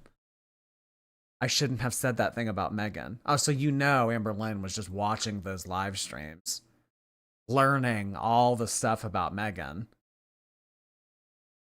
Learning. I mean, having watched those live streams from last year and all of the things that we talked about regarding Megan and her relationship with Emily, I don't know how anyone could sit through that and think, this is my soft, gentle love that I'm going to continue to pursue. I suck when I'm scared, but I have PTSD and BPD moments. I hate myself, trust me. Reacted with yelling. I shouldn't have said the thing about Megan. I'm fully aware. I suck during times when I'm scared and I have PTSD moments or BPD shit. I hate myself. Trust me, I wish I was better for you, so then maybe you wouldn't have moments where you lash out at me. Maybe this is all my fault. Maybe I deserve this pain. Now, any of you who know anything about Amberlynn will read that message and be like, yeah, this is woe is me shit. Maybe I deserve this. Maybe you're mean to me because I'm meant to be made to be mean to. Maybe I'm treated the way that I'm meant to be treated. Maybe you are just, trying to do what's best for me. And maybe I'm just the piece of shit. Yeah, this is manipulative. This is gross. Oh my fucking God. So the previous message is Emily making a very fair, rational point. Don't even fucking say that bullshit, Amberlynn. You can't hurt people. And Amber immediately twists it back on. Yeah, and that's kind of the thing. I mean, this might work. This may have worked on Jade, or this may have worked on Beck, but you got to understand, Emily's just as fucking crazy as you are, Amber. She's going to see through this. Emily. Like, this isn't going to work on someone like Emily. No. I mean, you can't beat people at their own game. Look what you did. You scared me. You shouted at me. You woke up and thought we were in an argument and shouted at me. And Amber says, it's not fair to me. How I reacted sucked. I shouldn't have reacted like that. But I suck during times when I'm scared. Trust me. And that's what I don't like about Amberlynn. The semi taking accountability, but then fluffing the edges with, but it's because of BPD. Yeah, I did that. Well, it's because I have PTSD. Yeah, I did that, but, well, you started to yell at me first. So, like, I shouldn't have said that thing about Megan, but, like, you shouldn't have done it. Like, that's not an apology. That's like saying, I'm sorry that you got offended. Like, that's that doesn't mean anything. Look what you made me do. Booby, thank you. Booby, I really appreciate your super thanks as well. Thank you for the super chat. Hello to you. Sick Toast, hi there. Why does she have flies? Does she smell of rot? Well, apparently it was fruit that was laying out. I don't know. Angel, hey there. Amber would get a lot more credit if she were just honest and would admit that this is her version of a flea circus. She could even charge admission. Well, I always say that Amberlynn has as many red flags as a circus does, so I think you're onto something, Angel. Also, you sent in Amber's rotting from the inside out, so the flies thinks that she's just James's giant peach. I can't imagine the fruit fly that would be attracted to James Giant Peach. Although I think that we may be talking about the person in mind here. Cayenne, hey. Why is she putting Romeo in her shirt if she's full of bugs? At least Romeo can bathe himself. Oh yeah, don't cats like lick themselves? Because like, I mean, I guess like you can give a cat a bath, but mainly they're like self-preserving, or like, what is that word? Like they can like clean themselves or whatever. I wish that she would stop doing that. Pets don't belong inside your chest. That's weird. Stephanie, hello. Her blood is basically high fructose corn syrup, so of course those fruit flies love her. Fleabag heart hands to ya. Oh my god. Oh my god, her blood is basically high fructose corn syrup.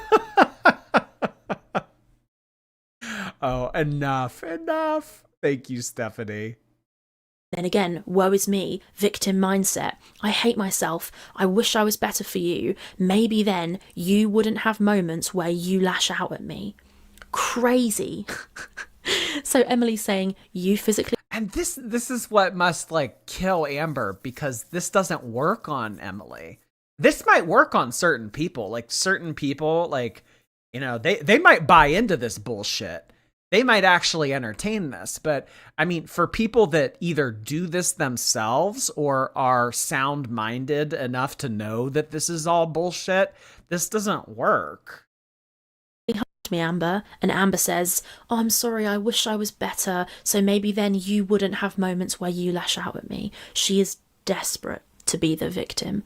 Desperate to be the victim. All she wants is to just lie back and say, I'm the victim, you did this to me.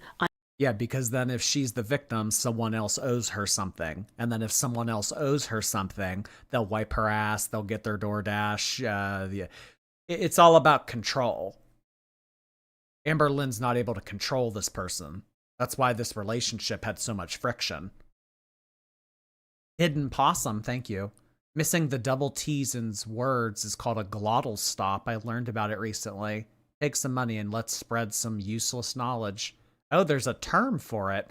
A glottal stop. Okay. I like how they put two T's in that word. Like putting an S in the word lisp. Crumb baby, hello. Hi, Jordy. Sorry my shift key's broken. Are you Slytherin? I'm moving around. I don't know if you call it Slytherin, but I can get around. Thank you, Crumb. Deborah, nice to see you. Thinking of you driving home last night, eating takeaway pineapple fritters from a drive-thru. I got Serenity. I'm renaming him Ben. Jordy and Ben are watching you, holding hands on the couch. Oh, you were able to get... Deborah, you have quite the collection now. Oh my gosh, how many does that make? Like 5 or 6? You're gonna... It's only a matter of time before you get a secret. Thank you so much, Deborah. And, you know, it's not me. I wish I was better. I'm so sorry. I wish I could do something to make you not do this to me. Absolute victim mindset. And then again, Emily, you didn't just lash out. You told me you agreed with the fucking haters that I caused what Megan did to me, when you literally told me the opposite hours earlier. So I tried to leave. You physically put your hands on me. Damn. So all of these crazy ass Megan live streams that we were doing this time last year when Amberlynn wanted to say something nasty, she said to Emily, Jordy's right about you. Oh, look at all these people talking about you and Megan. Oh, they're all right about you. Yeah, that's a pretty nasty thing to say. So that's Emily's very clear explanation of what happened. Amber, this is what happened. You did this. Emily's same point, her one argument the whole way through. You put your hands on me. You physically hurt me. I tried to leave. I was trying to get out the way. You physically put your hands on me. And Amber doesn't give any response to that. Just goes, I finally find someone I love fully and wholeheartedly, and this happens. And oh my God, just looking at that, like that. Why couldn't we just love each other, Emily? Why couldn't we just be a soft, gentle love? All you had to do was feed me and let me control you. That's the thing, Amber. The feeder controls the feedee. The feedee doesn't control the feeder. That's like what's not clocking to you about this dynamic. I finally find someone I love and then this happens. What? You tell them that all the internet people hating on her are correct? Is that what happens after you find someone you truly love? Brookshire, thank you. Show us the mattress. Mattress up, Amber. Yeah, plate up. Let's compare. You know what? Let's compare mattresses. Absolutely. We can compare mattresses. Elaine Gray, thank you for 13 months. How am I a member, but I'm not subscribed? Are you going to cover Chantal's disgustingly yucky, very bad night? I would like to, but it's probably not going to be in the foreseeable future. We have this entire thing to go through, and now there's a part 2. There's an Amberlynn live stream. Like, we are going to be doing Amberlynn probably every day for the next week. So I don't see any room at the moment for Chantal, but we're kind of used to Chantal not having much room. So that message alone, woe is me, victim, nothing is my responsibility, nothing is my fault, everything happens to me, my life has been so hard and difficult, I finally found someone I love, and this is what happens. Emily's saying, you put your hands on me, you tried to physically hurt me, and Amber doesn't refute that. She doesn't say, what are you talking about? I didn't put my hands on you. She goes, victim, victim, victim, I finally find someone I love, and this happens. Mental. When you read this through, like, my God, I mean, I've read it multiple times, but now I'm actually like analysing it. It's crazy. Emily says, after everything you already know about my PTSD and how it still affects me to this day, you use it against me. And Amber, instead of giving a reasoned response or listening to what her partner is saying, maybe I'm meant to be alone forever. And then, classic, we've both done some shitty shit. Imagine you receive multiple messages from your partner saying, you physically harmed me, you did this. Maybe I'm meant to be alone forever. Maybe I can't have a soft, gentle love. Maybe I'm not fixable. But we've both done some shitty shit. There's a lot of good memes coming out of Amber's texts. My fat effing BS of a body, shitty shit. What was the other one? These are kind of iconic. And you just say, well, we've both done some shitty shit. No, that's crazy. That's just accountability avoidance 101, like class 1. Shitty shit. Thank you for the super sticker. Melted Candle. Hello. Is Amber's snail trail the original COVID super spreader? Investigation required. Oh, that's interesting. I'll get the CDC on the phone immediately. Angel, thank you. Amber is like Ramses from Courage the Cowardly Dog. Once you answer her texts, she unleashes her plague of crumbs, bugs, and her lost cats. Oh my God. A return the slab joke. I love it, Angel. Brian, hey there. Deep Dish Girl leaves a snail trail with bugs flying around. Yuck. I know, the snail trail. I don't know. Someone needs to clean that up. You can't just leave a snail trail everywhere you waddle to. Yeah, that's repugnant. Goose, thank you so much. Please tell my husband Micah to do his homework. Micah, do your goddamn homework. You shouldn't need to be told this. You're an adult. You're an adult. What type of example do you want to be setting? What kind of man are you? Do your homework. You have obligations to fulfill. Welcome. Please take a seat. Roll call. And then, well, we've both done stuff, you know? Crazy. Emily says, you don't love me, you love yourself.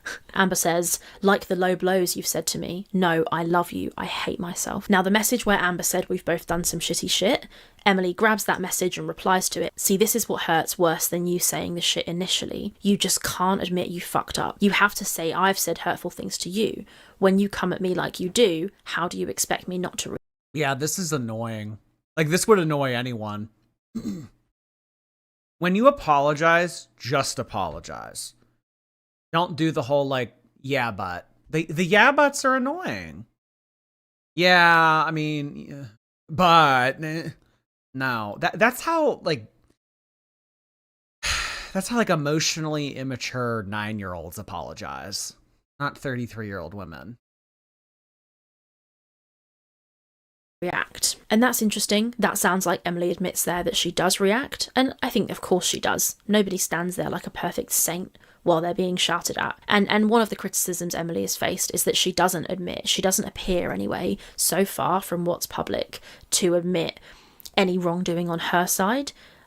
In her messages with Snowflake, she never says, this is what I did, this was my fault in the situation. She's never really done that. This is the first time we've really seen her kind of admit, like, you know, how do you expect me not to react? Of course she's going to react. But I wonder what that means. What did Emily's reaction look like? At least part of what she said there is very true. Amber never seems to admit she's fucked up. Now here, Amber says, I am admitting. I apologized multiple times. I said that I was shitty. But you also followed all of this up with, yeah, but you did these things too. We both did shitty shit. I said that I was shitty. Yeah, but you also said that Emily was shitty. Just talk about your shitty. If she was shitty, then she can apologize for being shitty. She doesn't need you to point it out that she was shitty. Just talk about your shittiness. Eddie, thank you for 2 months. Thanks for the last. I'm currently on the couch with my partner getting our daily girl world fix. Thank you so much, Teddy. I appreciate that. Hello to Teddy's partner. Thanks for guys for being here. Car, hi there. I'm working out at the gym and you mentioned snail trail. I lost all concentration on what I was doing and laughed my butt off. Thank you, Car. Be careful at the gym. Don't drop any heavy weights laughing at this. Point Blank Pierre, thank you for 3 months. She picked the healthiest insect she could. If anything, she'd get McNugget flies. Those high fructose corn syrup fruit flies. I fucked up. Or Emily goes, take some accountability. Amber says, I am admitting I fucked up. Go back and read everything I said. I even said I take accountability. I apologise multiple times. I said I was shitty. I shouldn't have done that, etc., etc. I'm fully aware. Now this is super interesting. So Amber is saying here, go back and read everything I've said. Lucky for us, we've already been back. We've just been over it. We've read everything that Amber has said. She did not take accountability. Throughout the conversation, she gaslit Emily and tried to tell her that what happened isn't what happened. Then she realised, fuck, maybe I am actually going to have to go home here. Maybe Emily actually is kicking me out. And then all of a sudden, she goes, I'm sorry. She finally suddenly, she flicks a switch and goes, oh, I'm sorry, I take full accountability. She puts that line in, which technically she did say, but she didn't actually take accountability. She spent multiple minutes denying everything that happened. Then when she finally realised, yeah, all of the text messages prior to this, I wouldn't clock as someone taking accountability. A lot of excuses and a lot of trying to get Emily to admit that she was in the wrong and trying to get Emily to give Amberlynn her golden ticket of I'm the victim. She wasn't going to get what she wanted. Emily wasn't going to relent.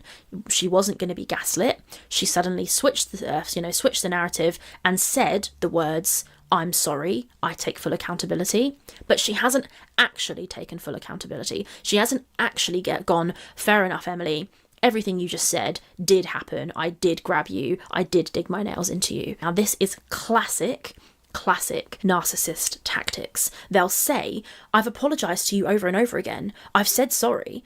Accept my apology. I've said sorry. You wanted accountability. I take accountability. But they haven't actually taken accountability. And that's what I think is happening here. I apologize. Test book.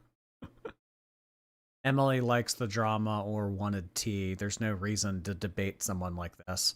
Oh, I know. There's no point in arguing or going back and forth with someone like Amber. Like this doesn't get anywhere. And I mean, that's kind of what we've come to a conclusion of about Emily's purpose on the cast, is that she was kind of just here to fuck around. Maybe fulfill a kink, but ultimately troll. And yeah. But Emily sure got trolled herself. So I don't know. Was it worth it? Dre, thank you so much for the 5 gifted memberships on Twitch. Really appreciate you doing that. Welcome to our new members. Hey, guys. Haley Cat, hi.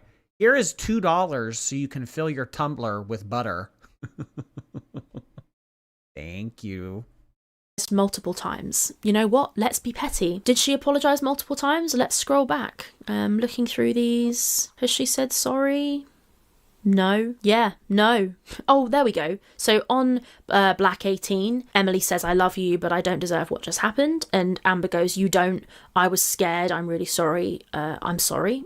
Does she think that that's her taking accountability? Maybe. But that only happened immediately after.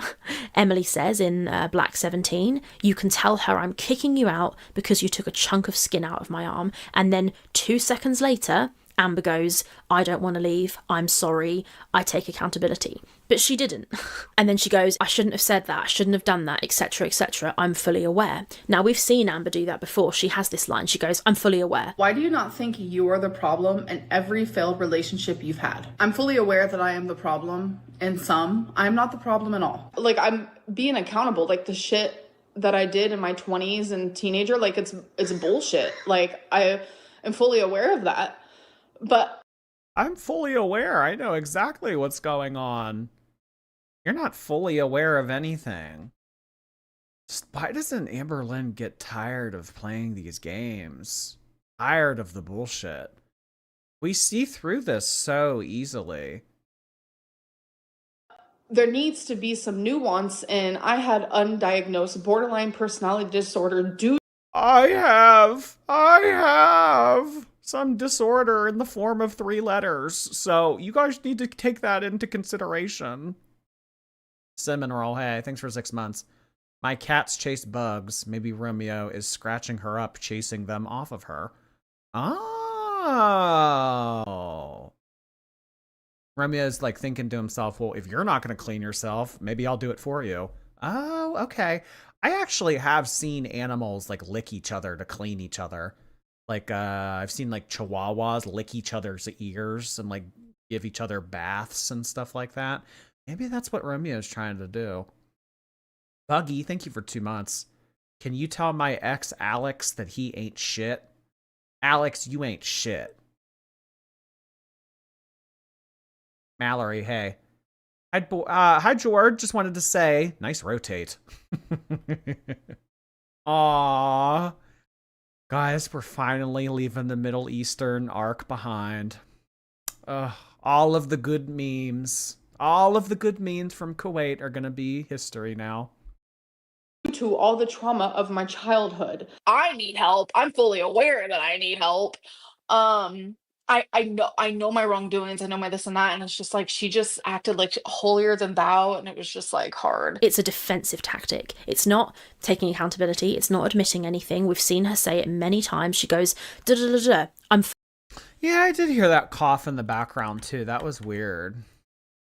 Nuance, and I had undiagnosed borderline personality disorder due to all the trauma of my childhood. I need the problem in every failed relationship you've had. I'm fully aware that I am the problem in some. I'm not the problem in all. Like, I'm being accountable. Like, the shit that I did in my 20s and teenager, like it's bullshit. Like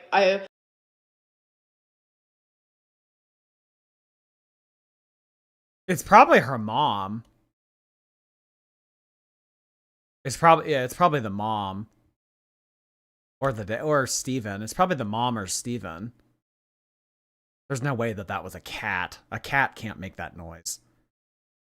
That was when she was calling with Tammy. Okay, so maybe it was probably Tammy's husband that coughed like that. Because I think that when Tammy was fighting with her on the phone, Tammy's husband was like nearby. Yeah, that's all that was. You don't need to try and get me to take accountability. I know, I'm fully aware. And Amber says, so I do it and it's still not good enough. You just asked for it and I told you I've done it already without you having to ask.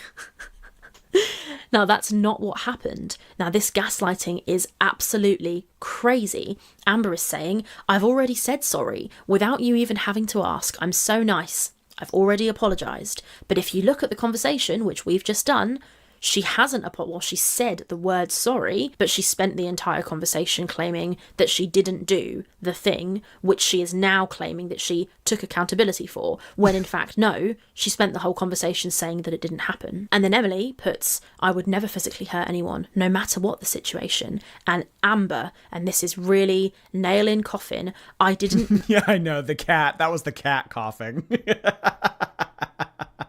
Oh my god. For a Romy, thank you. You're Bay from Geki Ranger.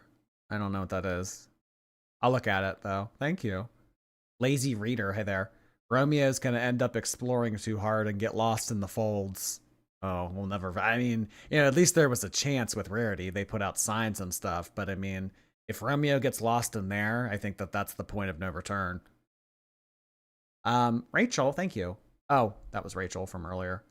Heavy Cake, hi there. Oh, to be a fruit fly in her shirt. Oh. People have all the luck. Angel, thank you. From I've never seen a bug in here to I have fruit flies all the time, real fast. Changing the narrative. It was Wig. Yeah, that was Wig. Wig did that big smoker's cough. Stop cough shaming. Are we cough shaming in the cat in the chat? In the cat. Yeah, cough shaming in the cat. Deborah, thank you. Jordy, try not to react to her stealing. It's what she wants. Oh, about the loves thing? Well, I mean, come on. An opportunity to complain. I'm gonna take it. Cat Risotto, thank you so much for 5 gifted memberships on Twitch. Appreciate you doing that. Let's get some cat emojis on Twitch. Mean to physically hurt you. I would never do that to you. So that suggests that there was some physical harm. So now Amber seems to have moved. It's not that she didn't hurt Emily, it's that she didn't mean to hurt Emily. Hi, Editing Rachel here again. I missed something about this screenshot when I was filming. If you look at this screenshot, you can see Emily says, I would never physically hurt anyone, which I thought was really interesting because there's a very good chance I would have thought that Amber would respond to that with, well, you did fucking hurt me, because Amber goes on to accuse Emily of kicking her on this night. But, as ever, what Amber doesn't say is just as important as what she does say, because if you look at the messages and look at what Amber replies, she doesn't say, Emily, you kicked me. She doesn't mention any physical abuse from Emily. When I went to go walk into the bathroom, she kicked me. She kicked me really hard in my stomach. Really hard. And it was like right in my hernia, so that like really scared me, I will say that. If you had a physical altercation with an ex-partner who kicked you in your hernia to the point where you were scared about it, and that person then texted you later that day and said, I would never physically harm anyone, but you know that's not true because they kicked you that night, you would say, you kicked me tonight. But notice that that is conspicuously missing from these messages. Amber, I would never physically hurt anyone no matter what the situation. Yeah. So at this point, Amber could have replied, or she could have fired back, well, what do you mean? You kicked me. doesn't say this to Emily, which I think is very telling, and it's just another example of why I do not believe that Emily kicked Amber on this night. So suddenly she's saying, well, it did happen, but I didn't mean for it to happen. Emily puts, you did. Amber says, you know that deep down, and I'm sorry that's how everything happened, but I didn't do those things on purpose. I wouldn't. So she did. I didn't mean to sink my nails into your arm. I didn't mean to body slam you. All this just happened. I didn't mean for it to happen. What do they say? Hell, the road to hell is paved with good intentions. Teddy, thank you. My birthday's this weekend. I'm supposed to send you money, right? Geriatric heart hands. Thank you again, Teddy. I mean, only if you want to. Really appreciate that. Thank you. Jordy, what does your English accent sound like? I don't know if they have one.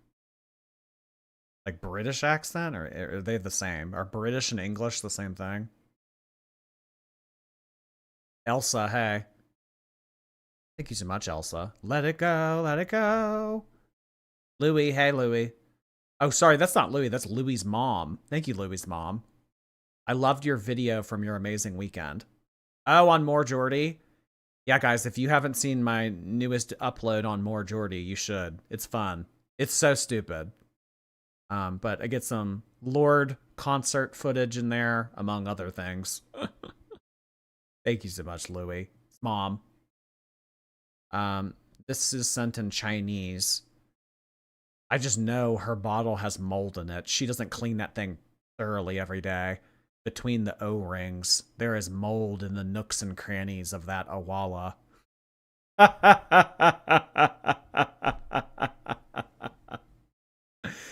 Don't give her any more thoughts. She's going to think that she's consuming mold, and then that's going to be some type of condition that she has that she can blame more shit on.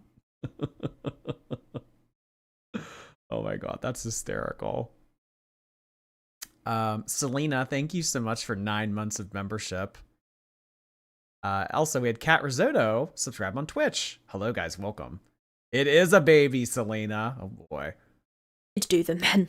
Absolutely crazy. So she accidentally dug her nails in Emily's arm, but she spent the whole time saying that she didn't do it. She accidentally landed on Emily, and then she says, I wish it were me that fell to the floor. She'll admit that Emily did fall to the floor, but she will not allow that piece to be placed, the one that means that she's the reason Emily fell to the floor. So Emily says, you had to stop yourself when you picked up that water bottle to throw at me too. Amber goes, what the fuck? I squeezed the water bottle, then you were like, are you planning on throwing that at me? And I immediately sat it down because yeah, what is that? What does that mean? No, I was never gonna throw the water ball at you. I squeezed it. Like she squeezed a water bottle out of anger? You can't control your emotions to the point that you have to pick up a water bottle and squeeze it to get your anger out? Really? No, I didn't throw it at you. I squeezed it. I didn't want you to think that. It was like a stress ball texture. You can imagine the situation. Amber's standing there. They've had this altercation. Amber grabs the water bottle. Emily thinks that Amber's going to throw the water bottle at her. So she says, are you going to throw that at me? And Amber sets it down because she doesn't want Emily to think that. Well, why pick it up? And she claims here that it was like a stress ball texture. So she grabs. Oh my god. In real-time gaslighting, I was picking up the water bottle because it reminded me of a stress ball. I was never going to throw it at you. I just picked it up because I needed to let some of my rage out. Like, this is the dumbest shit. This is the, like, who...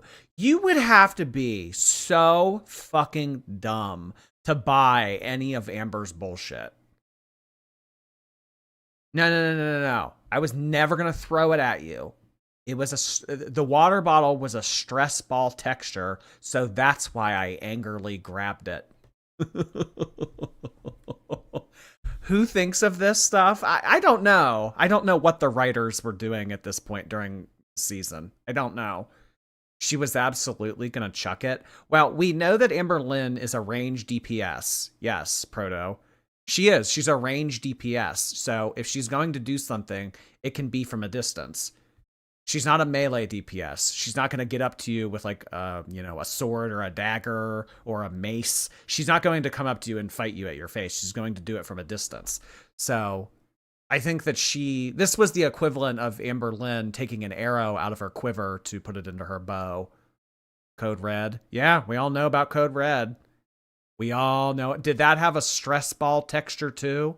Did the 2-liter bottle of Code Red Mountain Dew have a stress-like texture as well? Grab the water ball as a stress ball. I don't believe it. And part of the reason I don't believe it is because there's proof, or at least there's no proof actually, but there's claims in the past that Amber's thrown things at other people. I can throw this at someone's head. Like, the fuck? I could take this and throw it. I'm just not a physically abusive person. She threw a glass cup at my mom.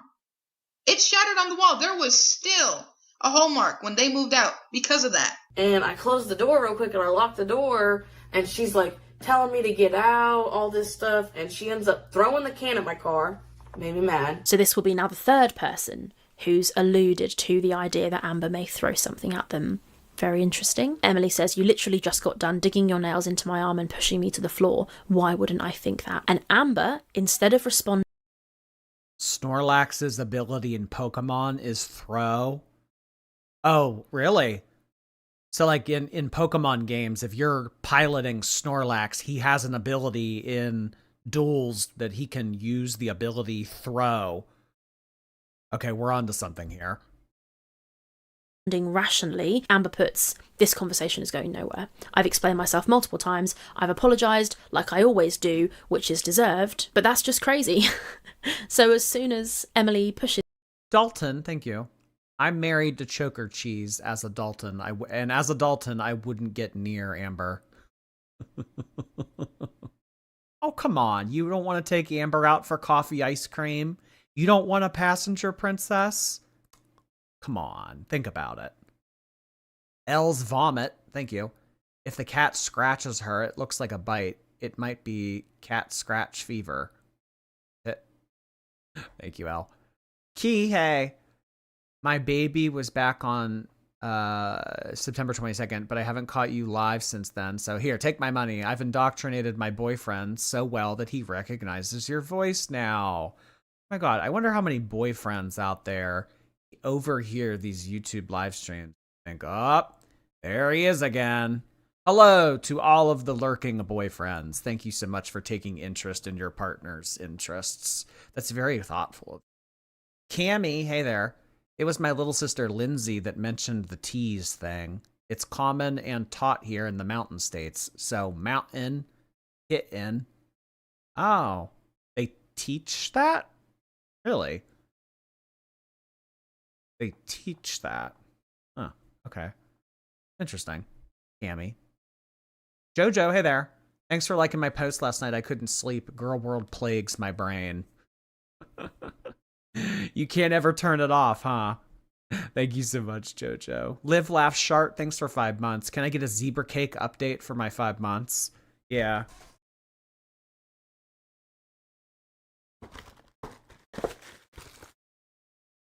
They still look the exact same.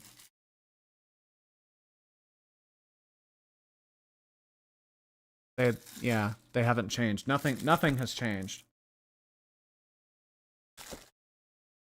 There's no odor inside the box either. I don't think that these would ever change color. No. You know that Big Mac? It's like they put like a Big Mac and fries and put it behind like a glass case and it looks the exact same as it did from 2009. I think that that's how those will look. Bells, thanks for 10 months. I'm so lost. I've been gone for too long. Missed you, Jord. Oh my gosh. Well, if you've been gone for... It's been a crazy ass... It's been a crazy ass, yeah. It has been, Bells. You should catch up. We've been having a lot of fun lately. Polish chick, thank you. Ambi is more of a lady of the lice. Lady of the lice. Not a fruit fly infestation. It's all about lice. A lice arc. That's wild. You can get lice by not going anywhere. The only time I ever hear about lice is like with like kids at schools. And then the nurse had to come in and look at everybody's scalp. Vegas Dust Bunny, thank you for 2 months. Cormac McCarthy mentioned, also read and watch No Country for Old Men. Vegas Heart Hands. Thank you so much, Vegas Dust Bunny. I'll add it to the list. Although in the month of October, I tend to only watch spooky stuff. So maybe in November. I'll be right back. I'm going to go to the bathroom. Back and tries to really pin Amber and put her feet to the fire and say, no, why would you do this to me? Amber deflects, as always. And my mum won't answer. I'm lost, I'm broken and hurt and confused and remorseful and scared and alone. I mean, this double texting, this multiple texting of all of these adjectives, it comes across to me as manipulative. And it's really trying to force a narrative. I'm the victim. This is how I feel. Lost, broken, hurt, confused, remorseful. Interesting. Scared, alone. She hides remorseful in this list of things. And she loves a list. She absolutely loves a list. And Emily replies, you did it to yourself, which is very interesting. I'm going to pause here now and show you something else. So the other conversation that I've got. So this conversation here, I don't have it on my screen, but I've got it on my phone. So I'll chuck it here for you. It's from February 11th, 2025. So that's around the time that they had broken up. Amber was back at home. The two of them are arguing again. And there's the first one here. They're talking about arguing about paying for things. And Emily says, one time you paid and then I ended up paying for everything. Amber says, you're an idiot. Just for the casino, I paid $1,000. Emily says, you never paid me back after the shit you promised you would. Amber says, fuck off, leave me alone. I want nothing to do with you. I don't care about anything you have to say. I've never been more done in my life. Emily says, you didn't have to spend shit at the casino. I'm getting somewhere, by the way. Emily says, you didn't have to spend shit at the casino. That was your choice. Amber says, go find another Colleen. Emily says, I never will. Who brought up Colleen in this conversation? Amber. This is relating to where we're at, by the way, so just give me a second. So Amber says, what the fuck? Leave me alone. I hate you. You broke me. All I was trying to do was love you. You fucking destroyed me all because I wanted to call you. Oh my god. Wait, I want to look at the text messages before this.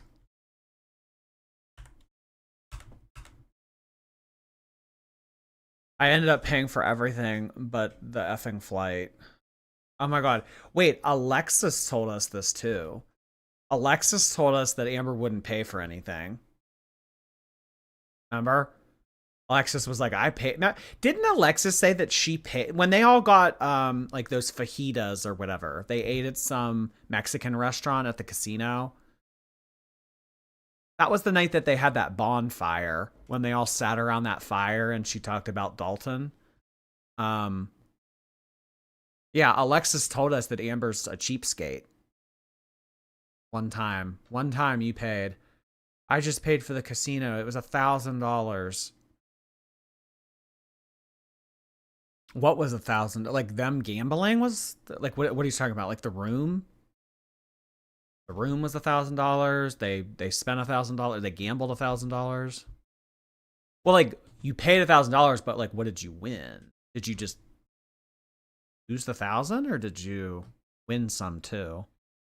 I don't know, I need more context. They're talking about arguing about paying for things, and Emily says, one time you paid and then I ended up paying for everything. Amber says, you're an idiot. Just for the casino, I paid $1,000. Emily says, you never paid me back after the shit you promised you would. Oh, damn, this was in February. Okay, so this was like months after. Okay. Amber says, fuck off, leave me alone. I want nothing to do with you. I don't care about anything you have to say. I've never been more done in my life. Emily says, you didn't have to spend shit at the casino. I'm getting somewhere, by the way. Emily says, you didn't have to spend shit at the casino. Oh, yeah. Okay, so Amberlynn gambled $1,000 and lost it. And then here's Emily saying, well, you didn't, that was your choice to gamble that money. Says, you didn't have to spend shit at the casino. I'm getting somewhere, by the way. This is hysterical. And then she says, go find another Colleen. Like, what does this have to do with Amberlynn choosing to gamble $1,000? Go find another Colleen. This is like angry teen angst behavior. You know how like when an angry teenager runs away and says, I hate you, mom, I hate you, dad, and then slams their door. This is what this is. But Amber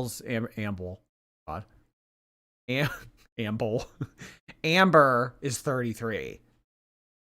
Go find another Colleen. That's crazy. That one kid, thank you so much. I won $421.70 last night gambling. Here's some money. Oh, you didn't lose 1,000? That's exciting. Do you think Amber picked choosy of which fruit fly she liked the most? Oh my god, ew. Choosy, dead fruit flies version. Hannah Banana Bread, thank you for 9 months. 22 days until I see my man again. Thanks for keeping me company. I'm having to do a lot of the heavy lifting around here till he gets back, I guess. Summer Moon, hey there. Amber would be female Ted Bundy if she could walk. Well, Beck has said something very similar to that.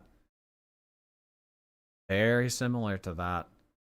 How, like, also, like, I saw somebody say earlier today, if this behavior were to come from someone that wasn't Amberlynn, like, say maybe a different gender or a different race, different ethnicity, a different, like, if we were to change the variables a little bit, like, does Amberlynn get a pass? I just saw people talking about that earlier today, and I thought, interesting talking point. Angel, hey. I don't know why people act like it's bad to hate abusers, but they're going to be getting lost. But they're going to get lost being so far up Amber's giant behind. Turn left at the washcloth. At the roundabout. Turn left at the washcloth. Emily says, you didn't have to spend shit at the casino. That was your choice. Amber says, go find another Colleen. Emily says, I never will. Who brought up Colleen in this conversation? Amber. This is relating to where we're at, by the way, so just give me a second. So Amber says, what the fuck? Leave me alone. I hate you. You broke me. All I was trying to do was love you. You fucking destroyed me, all because I wanted to call you. All because I wanted to call. I feel personally that abuse isn't always taken seriously in gay relationships. Oh, yeah, that is another point. That's another good point. If Amber were a man. Because, it's like a lot of people make light of gay relationships because, there's a lot of people out there that when they see homosexual behavior, they dismiss it as humorous. Like, they were to see two straight men hugging each other and one, like, pretending to kiss the other, like, a room full of straight people might look at that and think like, they're being so funny. Like, that's funny behavior. It's almost like humorous and it's not taken seriously when it is. You know what? There was, like, this actually kind of reminds me of is the Jeffrey Dahmer stuff, because no one really took Jeffrey Dahmer's claims that seriously, because a lot of his victims were other men, and not only were they other men, they were sometimes African American, and when the police were called and stuff, they didn't take it seriously because it's like, oh, here's a white guy and a black guy, like, this is a domestic excuse, or this is a domestic dispute between a white man and a black man. Like, no, we're not. This is silly. Like, I'm getting out of here. Huh. That's a good point. Amber Dahmer. Well, I don't think she'd be eating people. Love to fart. Thank you. Amber's trapping Romeo in her shirt as much as possible to create separation anxiety, causing Romeo to be obsessed with her. Oh my god, you think that Amber's deliberately trying to create separation anxiety? So, ew. Ew. And you know what? That's even gross, even if she's not intentionally trying to do that. It's just like happening. Ew. I didn't even thought of it that way. Chinese letters. Thank you again. Those filters on Snapchat are killing me. She looks so not like herself. Oh, the power of filters. Saudi Espresso. Thank you. Thank you so much for the super chat, Saudi. Ears of Corn, hello. I appreciate that. It's my birthday. Take some money. Well, thank you so much, and happy birthday, Ears of Corn. Let's get some corn emojis in the chat for Corn's birthday. Teddy, hey there. You missed my birthday super chat. Now I'm sending you more money for my birthday. Oh, sorry, I didn't mean to. Maybe I just didn't get to it yet. Those Snapchat filters were struggling. They definitely were. Lyra, hello. I watch all these lives, but this is my first time saying anything. Thank you, Lyra. I appreciate you sending in some support to my channel. Thank you, thank you. Asia, hi. Now, if Emily were on the floor, how the hell did Amber rub her back? You know Amber wasn't on the floor with Emily. She'd need help up herself. Yeah, that's what I said yesterday. How is Amberlynn going to help someone else up off the floor when she can't even get up herself? Alyssa Lee, thank you for your membership. Key, hello. Correction to my last super chat. I meant my birthday. Oh, I gotcha. Sarah Thrush, thank you so much.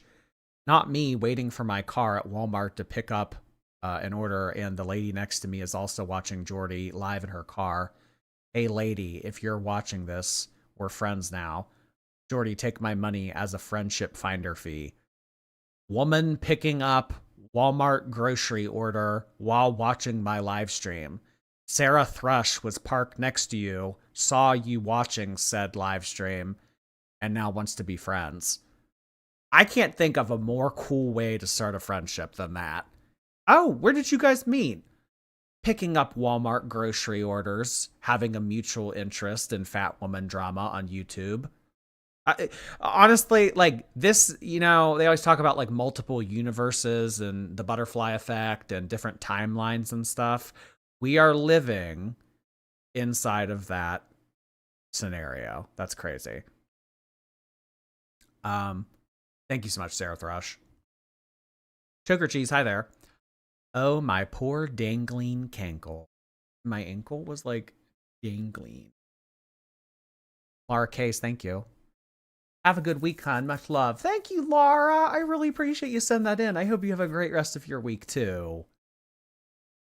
Dre the First, thank you so much for additional gifted memberships on Twitch. I appreciate you doing that tonight. Boop Girl. Hi, Boop. Hi, doll. I'm still here. Boop is still here. Thank you so much, Boop. I appreciate you being around for 21 months. Since the beginning. And beyond.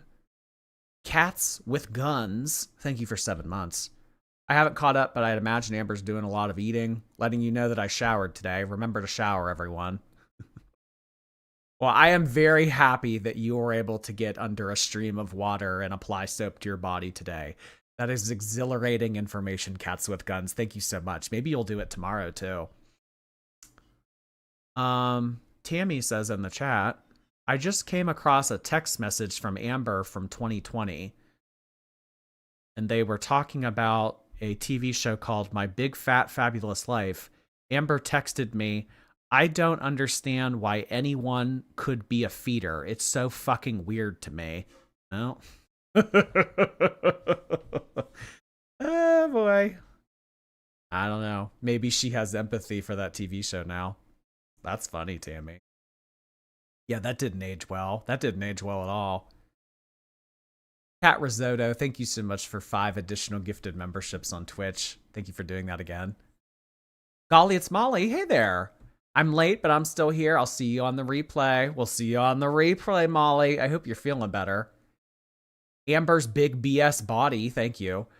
Bugs are obviously attracted to deep fried butterballs. I know that flies are attracted to shit, but I didn't know that they were attracted to grease and fried food. Huh. Today I learned. I still like the high fructose corn syrup blood. That was hysterical. Dainty Boosh, thank you for 2 months.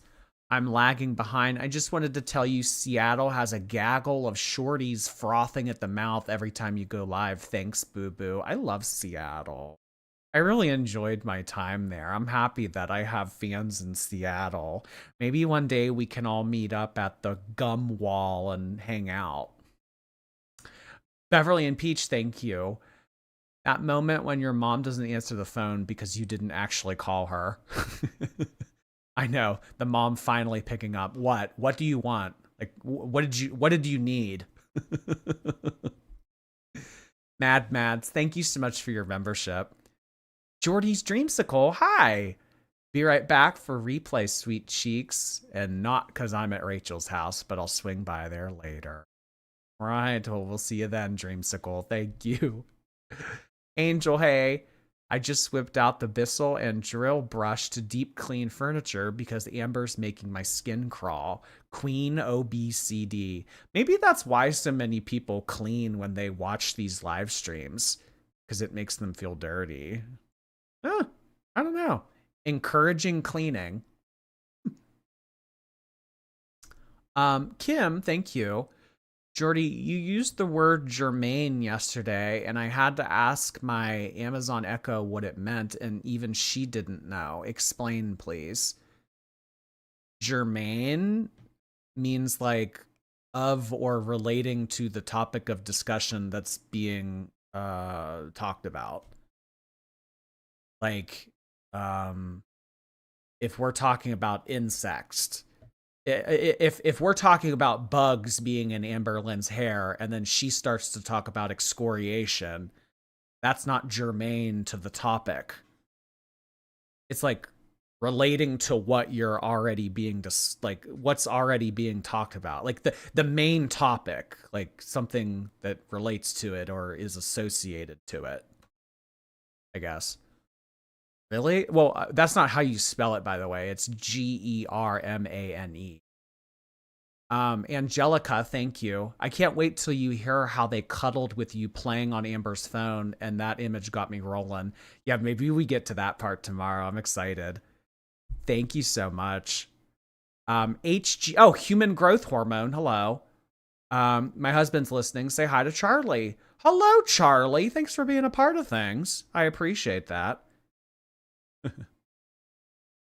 Oh, did I spell Germaine wrong?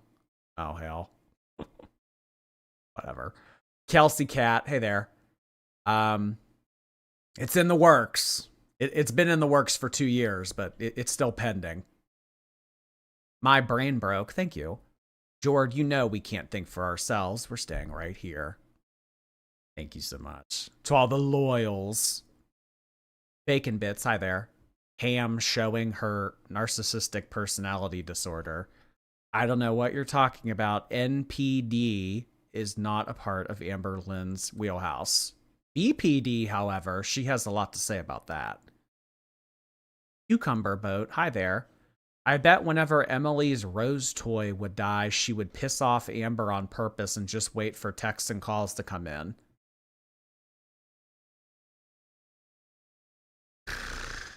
Oh my gosh, thank you, Cucumber Boat. Oh my goodness. What a super chat, Jesus.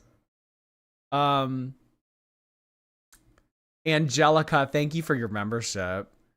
Matt, hi. Someone said a while ago that Amber is full of bugs and made me think of The Nightmare Before Christmas when Jack unzips Boogeyman and it's all bugs.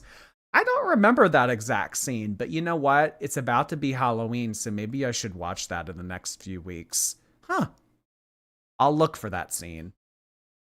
Sasha, hello. I talked to one of the flies at her residence. He said he lost a limb in a flab, but overall, she's a great source of protein. Huh. I still like high fructose corn syrup blood better. It's just one big protein shake. Thank you, Sasha. From Baby, thank you. No, Jordy, Slytherin like Harry Potter.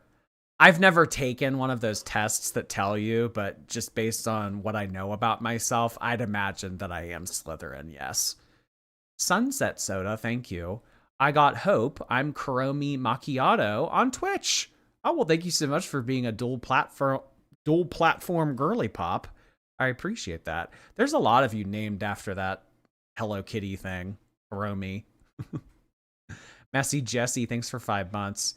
I just finished teaching my night class, Victim Heart Hands. Victim Heart Hands back to you, Jesse. That's awesome. Pineapple, hi there again. Amber, we know you're watching. Let me be clear. Stop being a horrible person. You're responsible for your life. Z-Snap. You gathered her, Pineapple. Get her. Mods, sit this one out. Pineapple, get her. Dalton Edwards, thank you. As a Dalton, I'll never be her soft, gentle love. But will you go get her coffee ice cream? That's what's important, Dalton. Little Pale Girl, thank you. Amber murderer rate. Oh. Oh, well, okay, so I haven't seen it. Well, I mean, obviously I haven't seen it yet because it got uploaded during the stream, but Little Pale Girl is saying that there's more information in that part too. Maybe I'll have to check it out. I don't know. I want my reaction to be the first time I'm watching it, but I don't know if I can wait that long. Baby Pink, thank you. I appreciate you staying along. Thank you so much. I only speak the truth. Hello. She's a big sloth moving so slowly bugs live on her. Aren't there like, what is it? There's like, oh God, what are those animals that's like, they have like birds live on them? Like the birds just like hang out on them all day and just like sit there. What am I thinking of? I'm always tired, thank you. My Chihuahua Macaroni confirms he face washes his sisters and he hates it. Oh, he gets face washes from his sister and he hates it. Shout out to my stupid chunky son, Macaroni. All of Macaroni's sisters lick his face to clean him and he hates it. I wonder if that's exclusive to Chihuahuas or if, like, all dogs do that to each other. A rhino. Yeah, I think it might be a rhino. Where, like, the birds just, like, hang out on them. Torn Pantyhose, thank you for 20 months. I appreciate your prime. Thank you, girl. Cobra Kai, hi there. Everyone who thinks Jordy should change his background to his Spaceship Days backdrop, like the stream. Background to Spaceship Days. Oh, well, I mean, my background's kind of spaceshipy. Like, kind of like outer spacey. Not really. Kind of. Galactic Pringles. Hypertensive Tomato, thank you. Throwing beverages is her love language. Ugh. Yeah. We just don't understand soft, gentle love like she does. Marcus, thank you. Legion Remix isn't working for me, so have some money to make me feel better. Oh, did that come out? Was that like, yeah, that was supposed to come out like what, today? Or, yeah. Oh, it's not working? Oh, that's shitty. Maybe I'll play that. Oh, I loved Legion. Oh, loved Legion. Clam Blocked, thank you for your membership. CT, thank you for your membership. Abby Cadabby, hello. Sewing my Halloween costume. Clickety clackety. Oh my god, you're making your own Halloween costume and just not getting a store-bought one from Spirit? Look at you, Abby. That's awesome. Marion, thank you. I know you talked about your favorite horror movies, but what are your thoughts on Scream? Amber drools, Jordy rules. Love you, girls. You're my favorite always. Like the stream. Scream, like the ghost face thing. I don't really like slasher films. I mean I'm more so like demons and spirits and like murder. Like it not I mean, well, I know that's like kind of contradictory, but like I don't know. Like slasher films like that and like Terrifier, it's just I don't know. I don't hate it. I'll say that. I don't hate it, but it's not my go-to.